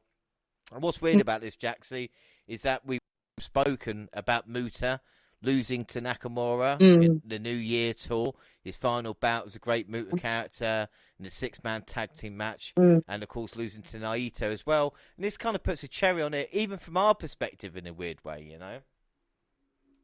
Definitely. I mean, it's really great to see that there's a continuous appreciation for what Muta has done, not just within New Japan Wrestling, which we had just recently seen, as you've said, but then to see sort of a greater appreciation within a different promotion and a different international promotion as well. It just goes to show, like, what sort of history Muta had with wrestling and the level of respect across the world he managed to gain. So again, really, really pleased that he was inducted. This was well deserved for the great Muta. We get legendary referee and backstage jack of all trades Tim White deservedly entered the annals of the Hall of Fame. The APA's JBL and Ron Simmons did the honours for the man, the friendly tap, the bar they were responsible for destroying more than one occasion. They talked about the influence of White, who sadly died in June 2022, both in the ring as an official behind the scenes. We looked out for the boys for the business. He introduced his brothers Pat and Tom to accept the honour on his behalf. Pat spoke on behalf of his siblings and said there was no crying in wrestling. His speech was short but conveyed gratitude for the honour to the fans. I mean, Timmy White was a referee when I started watching. He went flying. There's some great clips of flying into the Hell in a Cell against Jericho and Triple H. Of course, refereed the Hell in a Cell match between Mankind and The Undertaker. And he looked after Andre the Giant back in the day. And when I say that, Jxie, I mean literally anything Andre wanted, Timmy White was on call. An amazing career. Wow. And I think this gets thought of back in the day. They talk about the kind of dealing with talent. Yeah, but I mean, if Andre the Giant asked me to get something for him, I don't think I'd say no. I think I would do what he asked me to as well. Yeah, but he was like, he didn't take anybody but Timmy. Timmy was his man. Oh, kind of sweet. I know. And now they're up there, partnering up again. Like I said, Timmy White. Yeah, this group waiting to greet him. I know. Like I said, deserving into the Hall of Fame. And then finally, the greatest luchador in pro wrestling history, and one of the 5 or so greatest, in my mind, of all time, headlined the Hall of Fame. Jxie, if you're going to go watch one thing, please watch Conan's speech at the start of this Hall of Fame. Honestly, it's okay. Conan inducts Ray in one of the best speeches that I've seen. Just humble. Okay. Even saying, talk about bringing and coming through, and it even saying Ray's first match in WCW was against Dean Malenko, and luckily Dean Malenko didn't have an ego and wanted to actually help out. Yeah, Conan was fantastic, and Ray coming out in his bejeweled mask as it was. We know so much about Ray, but when they talk about starting as 8 years old and wanting to be a wrestler, and breaking into the business. There's some great stories as well with his wife Angie having to support Ray being a wrestler, kind of growing up, talking about his experiences in ECW and WCW. What happened during though? Well, Dom, Ray Ripley, and Damien got up and left the arena. They left during Ray's speech. I was worried they were going to actually fight, but they didn't. Oh, could they? I still feel like that's so disrespectful, Dom. Even if it is all just for the build-up of the match, could you not have just not done kayfabe for that one night and just actually appreciate your dad in the Hall of Fame for frick's sake? I am going to go back and watch that because I'd love to hear him talk about Ray, talk about his past experiences, and just really kind of hear the great respect that everyone has. Up and Dom, that is. Well, this is the thing. Conan made Dom break as well by saying, "Can he get adopted and you can get rid of Dom?" So like I said, Mysterio wrapped up a speech he said in his family they thank God and then they thank Conan for whom he wouldn't have accomplished in professional wrestling been possible. He said they took a chance on him, sold him promoters, and the fans accepted him despite not looking like the muscle-bound superheroes that dominated the industry at the time. Now, Rey Mysterio, my God, Jxie, what a career he's had. If anybody deserves to be in the Hall of Fame, and also should say, lovely, we finally mentioned Eddie Guerrero, and it was a lovely Eddie chant. Of course, these two interconnected. But does anybody, what a legend and a true Hall of Famer. Yeah, I mean, again, I think I've said this about everyone in the hall that have been inducted in the Hall of Fame this year. They've gotten every single person spot on and correct. Every single person has deserved a spot in the Hall of Fame here. But out of everyone, Ray is so well deserved. I can't really express enough. You know, you've said a lot about what he's done for within wrestling throughout his career, but just the effect he's had on the fans, the effect he continues to have on the fans now. There's just so many young fans that still continue to look up to him, and you see that day in and day out every time through his entrance. When you see those young kids with Rey Mysterio masks on, and Ray goes over and interacts with every single one of them, like he has that connection still to this day. It's never going to die down. You know, he's really cemented his legacy, and it's so beautiful to hear how well respected he is across the not only the wrestling community but within the wrestling companies that he's been a part of. So yeah, very well done to Rey Mysterio. Yeah, without a shadow of a doubt. So we're in there now, Jxie. You know what's next? It's a big time. Is WrestleMania predictions at the moment? Well, we do 3 prediction leagues, and at this moment in time, we're just going to focus on WWE predictions. Of course, it started with me at the Rumble getting a perfect score. Monty struck back at the Chamber with a perfect score in himself, so it's 1 each now. So it's down to you and Gina to come back. Now, before we give predictions, how are you feeling with your own predictions? Are you confident? Um, I'm not sure. I would say apprehensive. I feel like with the choice I've gone with going into WrestleMania this year, I've really played it safe, I think. But with so much on the line when it comes to the prediction league, I feel like playing it safe might be the better option here. So with any luck, that might pay off for me over this weekend. But we'll see. We'll soon see. Natalia entering her 11th Rumble. This is my 8th WrestleMania doing predictions. I have won the last 7, so no pressure at all when it comes down to it.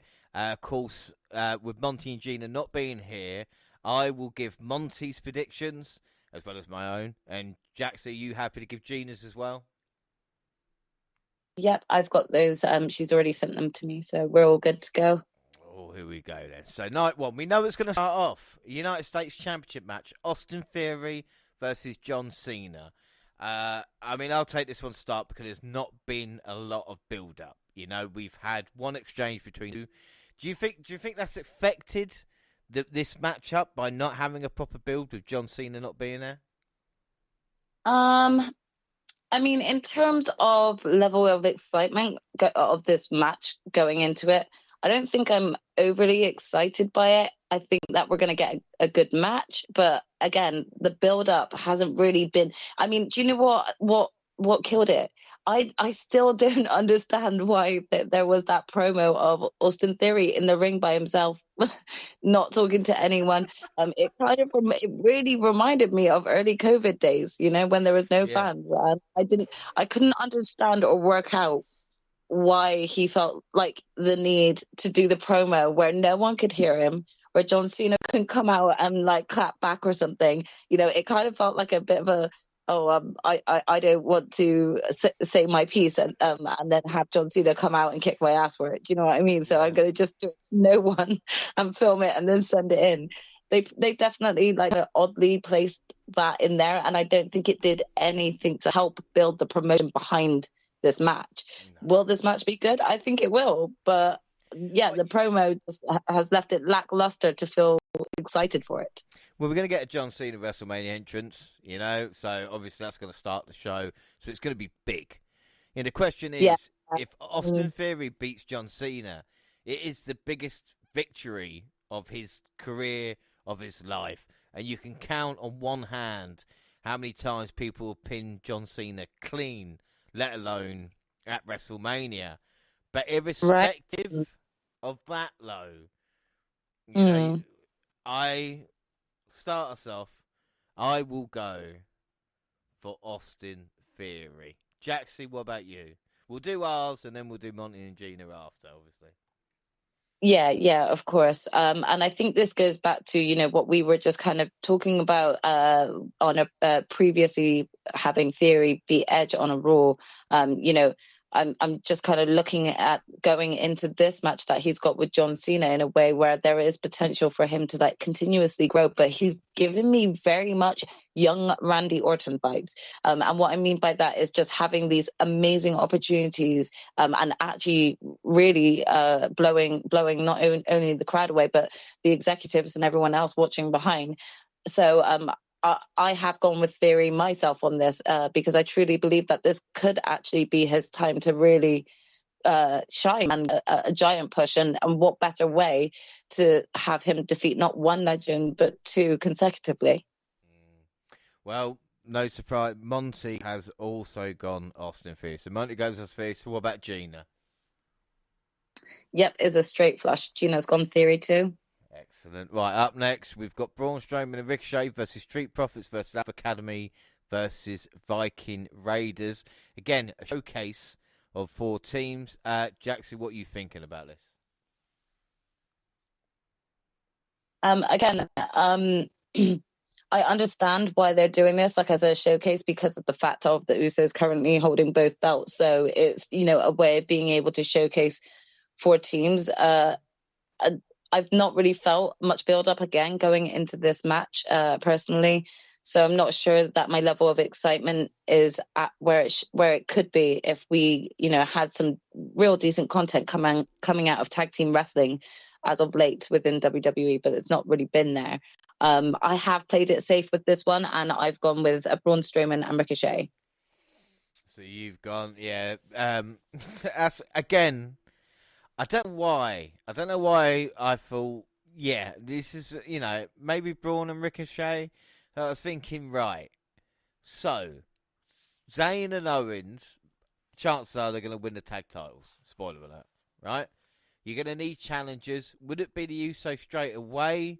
You might need a bit of momentum behind them. Viking Raiders, if they win this, then they can say maybe they're next in line to Owens and Zayn, or at least have a match coming up. So I've gone Viking Raiders to win, even though my heart says faces, but I have to go with my head. I think that'd be fair.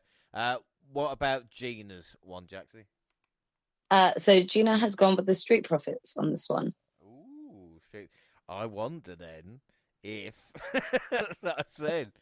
Has Monty gone for Alpha Academy? No, he hasn't. He has gone for the Bald Brothers of Braun and Ricochet. So he's gone the same as you there. Fair enough. Right. But I mean, I was toying with the idea of Viking Raiders as well. I thought maybe potentially if we were going to get a new set of tag champions, that there was potential for a heel to go group to be the first to face them. So it was a tough decision, but yes, like I said, I'm playing it safe with the Strowman and Ricochet. And they're getting a current push at the moment as of late, which I don't seem to know why, as they're a random tag team that's been put together. But yeah, we'll see. Well, this is the thing. I have taken a couple of chances in a couple of matches. Up next, one I haven't done: Seth Rollins versus Logan Paul. Is it Logan Paul? I always forget between the two. Yes, Logan Paul. And again, this will be much better than it deserves to be with Logan Paul involved. Seth Rollins is too talented not to bring it a great match, but there's no way Seth loses. Last year, losing to Cody was acceptable. He can't lose at WrestleMania this year, surely, Jxie. I mean, yeah, I think that he's done an excellent job putting Logan Paul over. I mean, even I've had to admit that those knockout punches he's given him have been actually excellent spots. And that is a lot thanks to the selling of Seth Rollins. Do I actually see Logan Paul winning though? No, I'm sorry. I've gone Rollins all the way. Gina also has gone Rollins on this one. Yeah, no surprise. Getting across the board, Monty has gone for Seth. So we've all gone Seth on this one. Up next, we are going to have... Which one should I pick? We'll go Rey Mysterio versus Dominic. again, what build up this has been to this matchup, and we're finally going to see Ray taking Dom to the woodshed, Jxie. I mean, we definitely are going to get very much at the beginning of the match a good father beating on his son, which needs to happen. He needs to take this beating for sure. And what about how's this ending? With Legado Well, helping, or I definitely see, Damian Priest getting involved, maybe only him because of, the other matches that we do have sort of coming out of this weekend. However, I can't see I can't see Rey Mysterio wanting to take this win over his own son. I see Rey really wanting to put him over, and I see this match going in Dominic's favor here. oh, Jxie, do you know what? I really thought I was doing this by myself for a second earlier. I was like, I'm gonna go Dom, and people are gonna go what? But like you said, it's WrestleMania. Ray, this will be the talk about theory winning. Dominic pinning Ray is the start of his career, then, isn't it? This is what Ray wants. Yeah, this would be sort of like perfect from a father's point of view. This is like the perfect storytelling and build up. In really kind of almost giving the reins to his son. What better way to showcase him at the Showcase of Immortals and actually put him over, Yeah. So yeah, I've definitely taken a chance with this one and gone Dominic. Gina's also taken that chance and she's gone Dominic too. Oh, well, Monty's gone Ray, and it makes me worried now because it seems the obvious. Again, Monty, if you listen, it seemed too obvious for me. Do you know what I mean? Yeah, I really toyed with this one because of ultimately from a storyline point of view, Ray should be winning this. Like Ray needs to put his son in his place. But from a father's point of view, all I could see is Ray wanting to put his son over. And I can't help but want to take this chance because I think if I was ever a parent and I was put in that situation, that would all I would want for the outcome. Oh, good. Well, at least we're not doing it alone then. Up next, Damage Control versus Becky Lynch versus Lita versus Trish. And again, this could throw up another thing of Damage Control getting the win because obviously then they can challenge. But don't we really need an end to this feud, Yeah, I think that again, even though I'm looking forward to this match, I don't want this sort of comment to come across as a negative one, but I think that this match really has been placed into WrestleMania as a real feel-good match, like one for the original fans of wrestling, to see, some of the iconic female legends come back and return for a match in the ring. There's a lot of anticipation, seeing both Lita and Trish return to the ring together, but also paired with, someone as iconic as Becky Lynch right now. But again, as you said, there's got to be an end to this feud. There really has. And I think that WrestleMania is the best way to end it. I see this again because I see it as a feel-good type of match. I do see Becky, Trish, and Lita coming out as the winners here. However, I don't know what this means for Damage Control going forward from this because, a lot of things really do need to change. Becky did actually give a really great promo. I think it was on the last Raw, just really kind of shouting it in their faces that Dakota and Io have so much potential, but they're being held back by being the lackeys to Bayley. So I'm wondering if we're going to start to see things crumble between Damage Control, because something would need to change if they are taking this loss here. But if they take the win here, there's a part of me that will feel disheartened only because it will feel like this feud is still going to be ongoing, and not only Damage Control, but Becky needs something different. We need something different from this. We've done this for a while. 100% agree. I can't actually add more to what you've just said there, I don't think. The only thing is, like Dakota Kai and Io maybe taking out Bayley, the Raw after, and then kind of Bayley babyface. But like I said, it needs to end, and the faces need to win. Monty doesn't agree. He thinks the heels will win, so he's gone for Damage Control. What about Gina? Gina has gone Trish, Lita, and Becky too. She's gone for the faces. The most obvious, and we have talked about it, but it's probably the most obvious prediction we're going to give. Smackdown Women's Championship, Charlotte Flair versus Rhea Ripley. It can only be one way. The only way, if it doesn't, is just a shock for shock's sake, because it's not the right result, you know? Yeah. And it will be one of those things where Charlotte will lose it to her the next day on Raw. Something stupid like that, you know. I really don't. I can't see there being any other outcome. I really don't. You've got to push Rhea at this point. She is so hot right now. She's part of this group that we really did not think was going to come across as dominant and just vital to WWE right now. But they have really grown within this company. And a lot of that has to do with Rhea. She then comes into the Royal Rumble, absolutely smashes it, just comes across absolutely amazing. Don't drop the ball like you did with Shayna after Shayna's run on eliminate that one elimination chamber and you dropped it straight away. Don't do that again. Like, also don't do what you did with Asuka. You know, her winning the Royal Rumble, her having that long-ass streak, and then having the likes of Charlotte Flair ruin it. You've already had Charlotte Flair ruin Rhea's WrestleMania match once before. And again, I feel like that was mainly down to visa issues for Rhea in that circumstance. But still, right now, I feel like this is the most last luck to run that Charlotte has had with the belt. And a real sort of like question as to why she's even got the belt right now, you know? So if there's going to be anyone that's going to dethrone her, it has to be this current Rhea Ripley. So Rhea all the way. Both Gina and I have gone that way. I don't see that there being any other outcome. No, Monty and I have gone the same. And the thing is as well, is think how unlikable Rhea Ripley and Dom will be the next night on Raw. With Dom with victory over Ray with a shit-eating grin, and Ripley beats Charlotte, and they're both saying, "I told you so." It can really be, like I said, we're not going to go Sunday prediction yet, but like I said, a huge weekend for Judgment Day in itself. And then for what I hopefully, again, I like women's wrestling, but there is no way Ripley and Charlotte should be in the main event of WrestleMania. It should be the undisputed WWE Tag Team Championship match. That is the match we want to see, the Usos versus Zayn and Owens.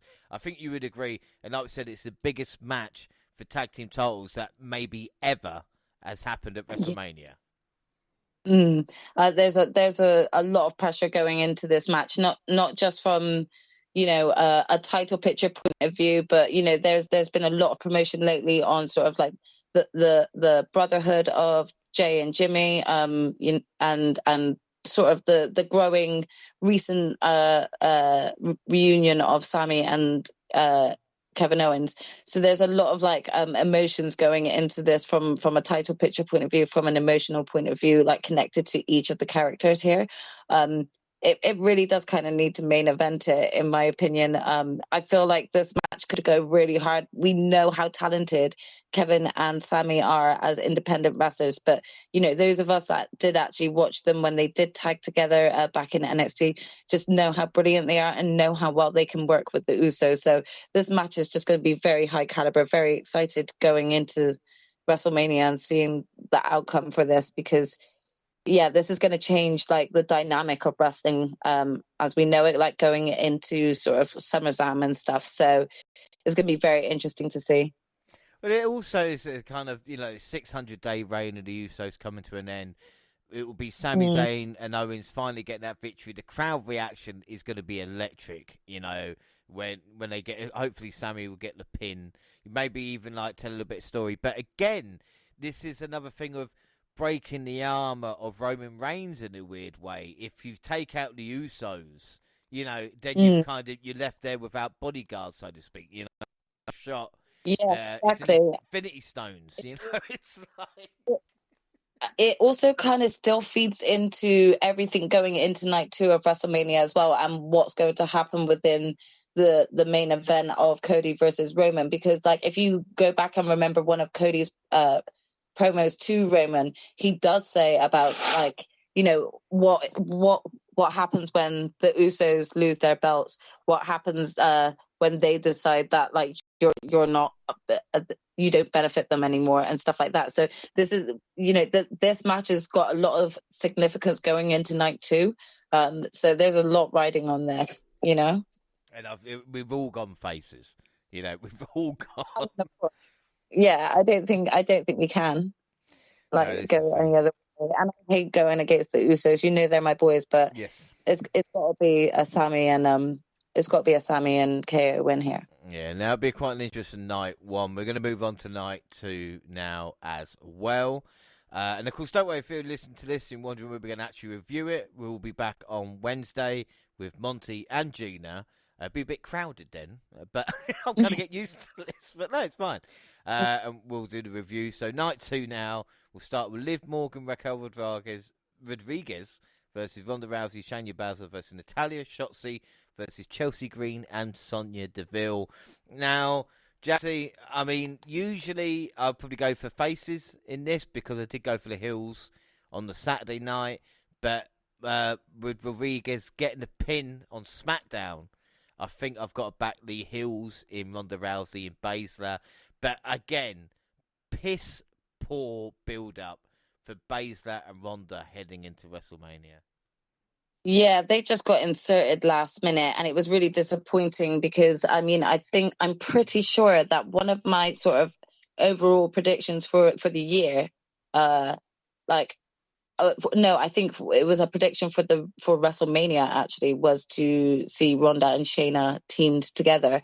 It feels like there's been so much lackluster behind this, and there could have been so much more build up. I find seeing them finally united as a team, they look badass. They could be so formidable. They could really actually help rebuild the women's tag division, But there's been nothing behind it. It's really frustrating. It really is, because I'm a huge fan of Shayna. Not so much Ronda, but I've actually enjoyed seeing them together. So yeah, I don't know how excited I am for this match, but I know that I'm going to be excited with the outcome, because there only really has to be one outcome for me, and that is Shayna and Ronda taking the win here. Yeah, I don't think there could be any other way. I've gone for that. Monty, has Gina agreed as well? Yep, Gina's agreed with that too. So there you go, across the board, BNR to win. Up next, a match probably not everybody's looked forward to, but if it goes longer than 3 minutes, I'll eat my hat. And I'm not even wearing a hat. It's Brock Lesnar versus Omos. We're going to get Omos pushing Brock around a little bit. Brock, would he hit a suplex, or would he just straight F5 up and finish?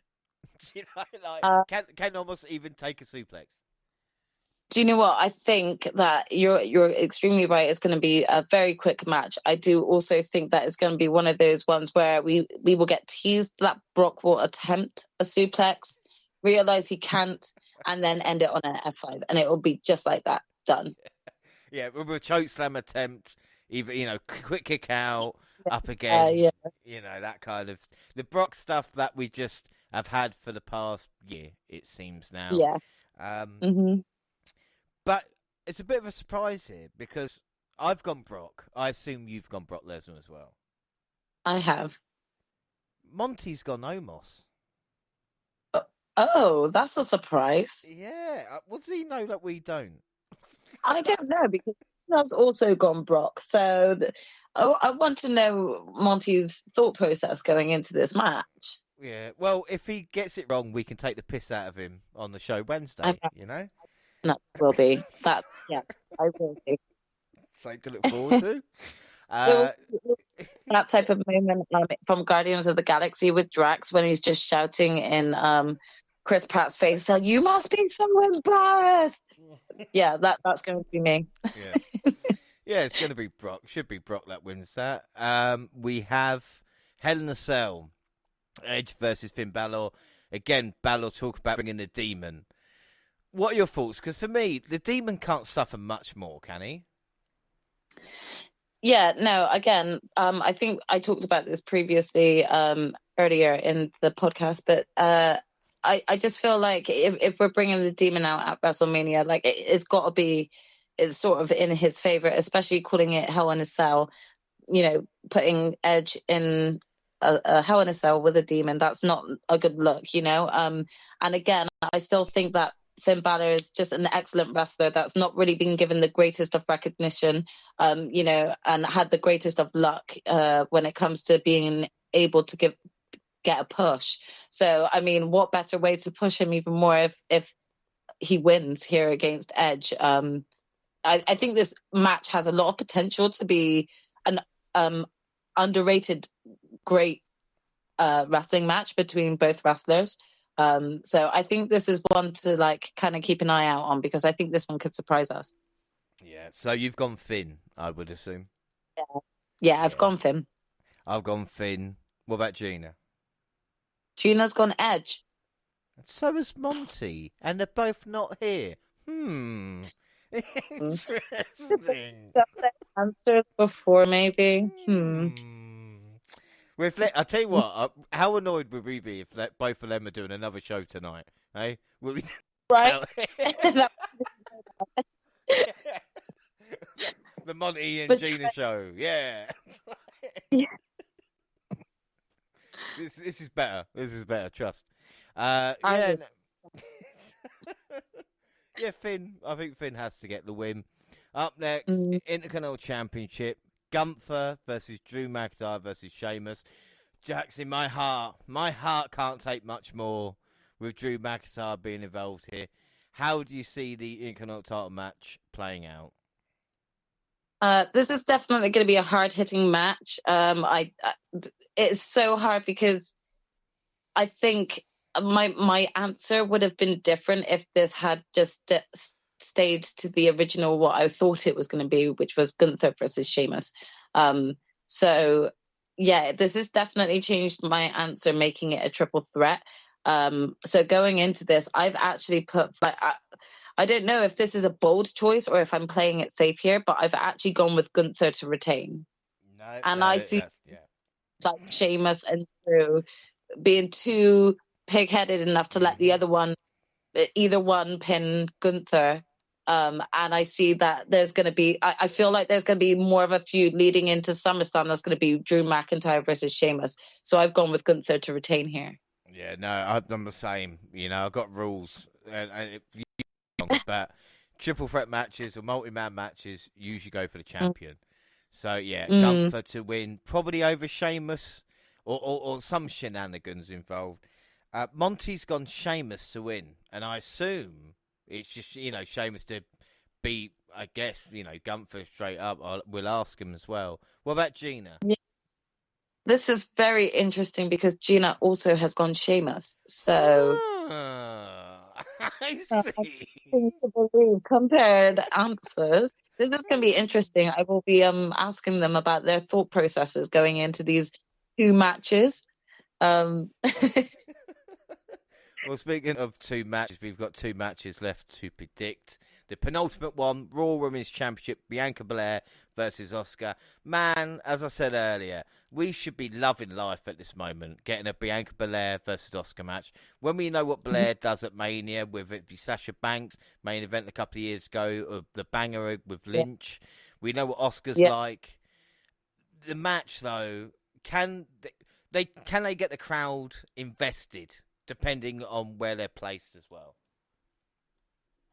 Yeah, I do think that there's... I have been thinking a lot about this one in terms of how well it will do, and I think that is determined by the placement of it. I think that there would be a lot... when the match gets started, I think there's going to be a lot of excitement. Both Asuka and Bianca really know how to work a crowd, and they're both excellent wrestlers. So I have no doubt, or I have a lot of faith going into the match that it's going to be like a decent one. It's just a shame because the build-up has really been so lackluster, you know? So this is a hard one because I love both Bianca and Asuka, so I don't ever want to vote on against either one of them, but in this situation we do have to, and so at this moment in time I am going to go back my girl Asuka. I do think that she probably is the only female wrestler on Raw at this current time that has the potential to take the belt off of Bianca. So I have gone with Asuka to win here. There was a point I thought we were going to go the same all Sunday night, but luckily, I say with this one we haven't, because I was thinking Asuka, but I was like, they've not mentioned Belair's reign, right? They're like, she's been a champion for a year, and if Roman does lose, and if the Usos do lose, then apart from Gunther, which have already mentioned his reign, then Belair can have maybe, she's been champion for a year, and then build her up. Yeah, this is all just wishful thinking. And again, I don't know if Asuka's, I don't know if the storyline's strong enough. I wouldn't mind Belair winning, and then Asuka really turning to the dark side. You know? I get you. It's a hard one to call this match, because like my thought process behind it was, with this recent change of Asuka's persona, like, does she come in hot and heavy and just take the belt straight away? You know, because does that do her damage for losing a second time at WrestleMania, but this time against Bianca? You know, I think this is the one match that it was really hard to determine the outcome, because you could see either woman winning. They're both as good as each other. You're right in saying that it feels like if Bianca was going to lose the belt, they would be, you know, discussing a lot more about her reign and things like that, with, you know, how similar they've done that with Roman and the Usos. However, again, we have to go back to that point of how much lack of creativity and lack of care they've actually had with building the story behind the women's championship. And as you rightly pointed out, you know, earlier with Bianca's current reign, it's unfortunate for Bianca, but the booking hasn't been as consistently great to like get like her level of matches like to feel as important enough. So does there need to be some form of change, like Asuka taking the belt right now, to, you know, like change the dynamic of the belt, because right now it's kind of fading into the background, and there's not really been much importance put on the belt itself. And that's not from Bianca. That's not Bianca's fault. That's all due entirely to booking. Yeah, this is the thing, isn't it? You know, it's just why it's so difficult. You can see both women walking out. Both women deserve this moment as well. Monty has gone Bianca Belair, which again, a little bit surprising. What about Gina? Has she gone Asuka? Gina's gone Asuka, yeah. Asuka. All right, so we got one last match, and we said it was been difficult, but this is going to be the hardest one, because I'll believe it when I see it. You know, like, it's all well and good me saying Cody, but until it happens, it won't happen. You know, the undisputed WWE Universal Championship, Roman Reigns, coming up to 1,000 days as champion, taking on the 2023 Royal Rumble winner, looking to finish his story and cement his own legacy, Cody Rhodes. And the build-up, and again, it's what I mentioned earlier, Bloodline not beating up Cody. But it's like, how can they escape with Reigns retaining without the crowd pissing all over it and it damaging Cody? Have the Usos interfering. You can't have Solo. You can't Naomi showing up and costing Cody. Like, what can happen? And again, what's it going to take to put Roman down? Look, like 8 crossroads. You see what I'm saying here? Like, how's it going to play? Yeah. This one's a really hard one to call, I think. I think the promotion behind it has been excellent, but it's been also baffling to really see who could win here, because, you know, on one hand, like you rightly said, like, there's not really much backing when it comes to Cody. Like, you know, the Usos may be potentially taken care of by Sami and KO, but that's like a very, again, determination of the outcome of their match the night before. And, you know, like, you've got Solo, you know, is there potentialness for him to get involved? There's a lot riding into this as well, because, you know, are people ready to see Roman lose the belt? You know, are people ready to see Cody take those titles? It's a tough one to call. Well, I'm gonna say, and again, I'll believe it when I see it. I'm gonna say Cody Rhodes wins the Universal title. If it's not now, then when? I said Yeah. Reigns goes into his 1,000-day reign, but who's going to be strong enough? What, Drew again at the Clash, or Money in the Bank? Like, who? Yeah. And again, it's weird that an AEW guy, he's not, I know he's originally WWE, but this is the Cody Rhodes AEW character, and he's going to be the one that defeats the main guy in WWE. It's just seeing is believing. I can't. I've got all this saying to me, no, it's not going to happen, but I just don't know. But I've got to go Cody. Got to go Cody. Yeah. I mean, I agree with everything you've said there. So I've gone Cody as well. I feel like if it's not Cody here, then what was the point on bringing him back at WrestleMania last year? What was the point on building him up so much, and then having him come and win the Royal Rumble? It just kind of feels like you would lose. Like, I don't think that there would be great anticipation. We ended up then getting Cody versus Roman Part 2 at SummerSlam. Do you know what I mean? I feel like. Yeah, I feel that if there's going to be any time that this is going to happen for Roman to lose the belts, it would be at the grandest stages, the most, so that it actually makes the opponent taking the belts feel that much more important, that they were able to end the reign, you know? So from that point of view, I've gone with Cody. I really hope that I've not made a mistake here. Of course, I it's going to be so sad to see Roman lose the belts if I am right here. But I am taking that risk with this one. And what about Jean? Is she taking the risk? She's not taking the risk. She's gone Roman. Roman to retain. So this is an interesting one. I was very shocked when she sent me her list and I saw Roman. So very, very interesting indeed. What has Monty gone with? Monty has gone for Cody Rhodes as well, which again, when I went Drew at Clash, he did go for Roman. So it's the first time, like I said, majority 3 against 1 have gone Cody. But this is what wrestling is all about. Coming down to it, 2 guys wanting to be the best. Going to actually pull one over on us in the last match. Is she gonna Yeah. Well, she will get the win there. Has she seen it? But like you said, Cody Rhodes, Roman Reigns, it's the main event, and we cannot wait. And it's going to be incredible no matter what happens, the result, and what goes down, you know? Definitely. I'm very excited going into this WrestleMania. I think there's a lot of matches that are highly anticipated and ones that have been built very well. So hopefully it will be a good weekend, not just for the wrestlers, but for all of us fans as well. Yeah, well, kickoff starts in a couple of hours. People listen to this live on Wednesday. We're just going to do final hopes. We've just done predictions, but, I've come to... My first WrestleMania watching live was 15, which, again, is a very, very long time ago. And every WrestleMania you go to, you kind of get hyped for the whole weekend.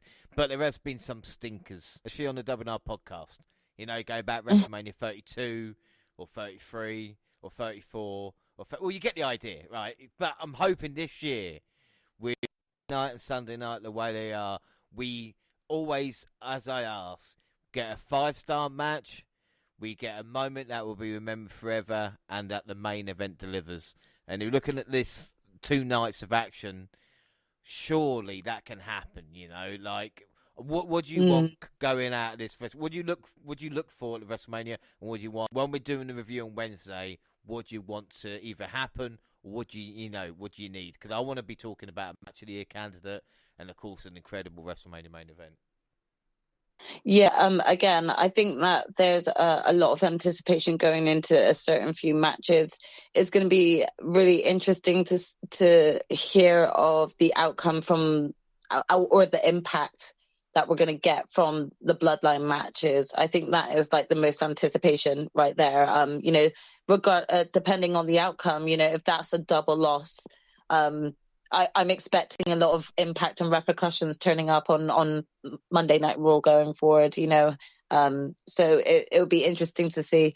I was trying to have a think about, if I actually could see any like wrestlers returning from injury and things like that, but I can't really I can't really see if there was going to be any returns. I can't really see where it would be placed. Do you know what I mean? Yeah. The thing is, even if it's Randy Orton showing up confronting Cody, it would happen. Yeah. It will happen on Raw. It won't ruin his WrestleMania moment, will it? Like, Exactly. Like if Big E was returning, I highly doubt he'd actually return at WrestleMania because of neither Kofi or Xavier are involved in a match at WrestleMania. So it doesn't really feel right for his return to happen there either, So it's a bit of a difficult one to like place any, surprise returns maybe. So this one, I think it might be, it might just have a few cameos maybe of other legends, maybe hanging about. Yeah, just chilling. In catering. Yeah, I would do it. But I think the biggest sort of outcomes I'm looking for at the moment are just really to do with the bloodline and what the repercussions are going to come with that over the next week after it. So, well, I will say final word before I wrap up. If it is the case of Cody winning tomorrow night, then incredibly, right? This is mental. When you do the show with me on Wednesday, it would be the first time we have done a podcast together when Roman Reigns wasn't Universal Champion. Are you serious? Yeah. Wait, so we haven't actually done a podcast together since we've been champion? Yeah. That's actually crazy. Yeah, month after he won the championship, you joined the podcast. Oh, wow. Okay, so, at least we know that there'll be a reason for celebration in terms of new champion if there is. So that's an interesting one to go into as well. Hold my hand, I'm nervous. Uncharted territory. I know. We're going to have to, really think about the fact that we won't be talking about Roman consistently on a weekly basis. It's sad. Okay. There's a lot more involved going into this match now at WrestleMania. Gosh. Emotional stakes. So we'll leave it there. That is it. Don't forget, across all social media, Twitter at the WNR Podcast. I'm at the WNR. You can find the entire WNR team on the Twitter banner. Jxie, where can people find you?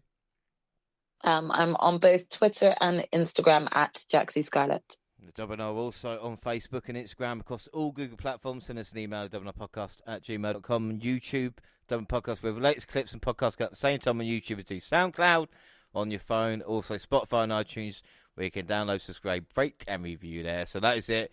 Like I said, next episode, Wednesday, the team is back together for night 1 and 2 review. Next weekend will be Stand and Deliver. But until then, I've been James Rollins and was joined by the fantastic Jxie Scarlett. And with everything we proved today, we don't need Monty and Gina, do we? No, we can just talk about them. It's fine. They can always just be there in spirit. We've had enough fun. But I hope everyone enjoys WrestleMania this weekend. Enjoy it. Yeah, without a shadow of a doubt. I hope you enjoy it. Hope everybody enjoyed this. And thanks for listening, everybody. And bye.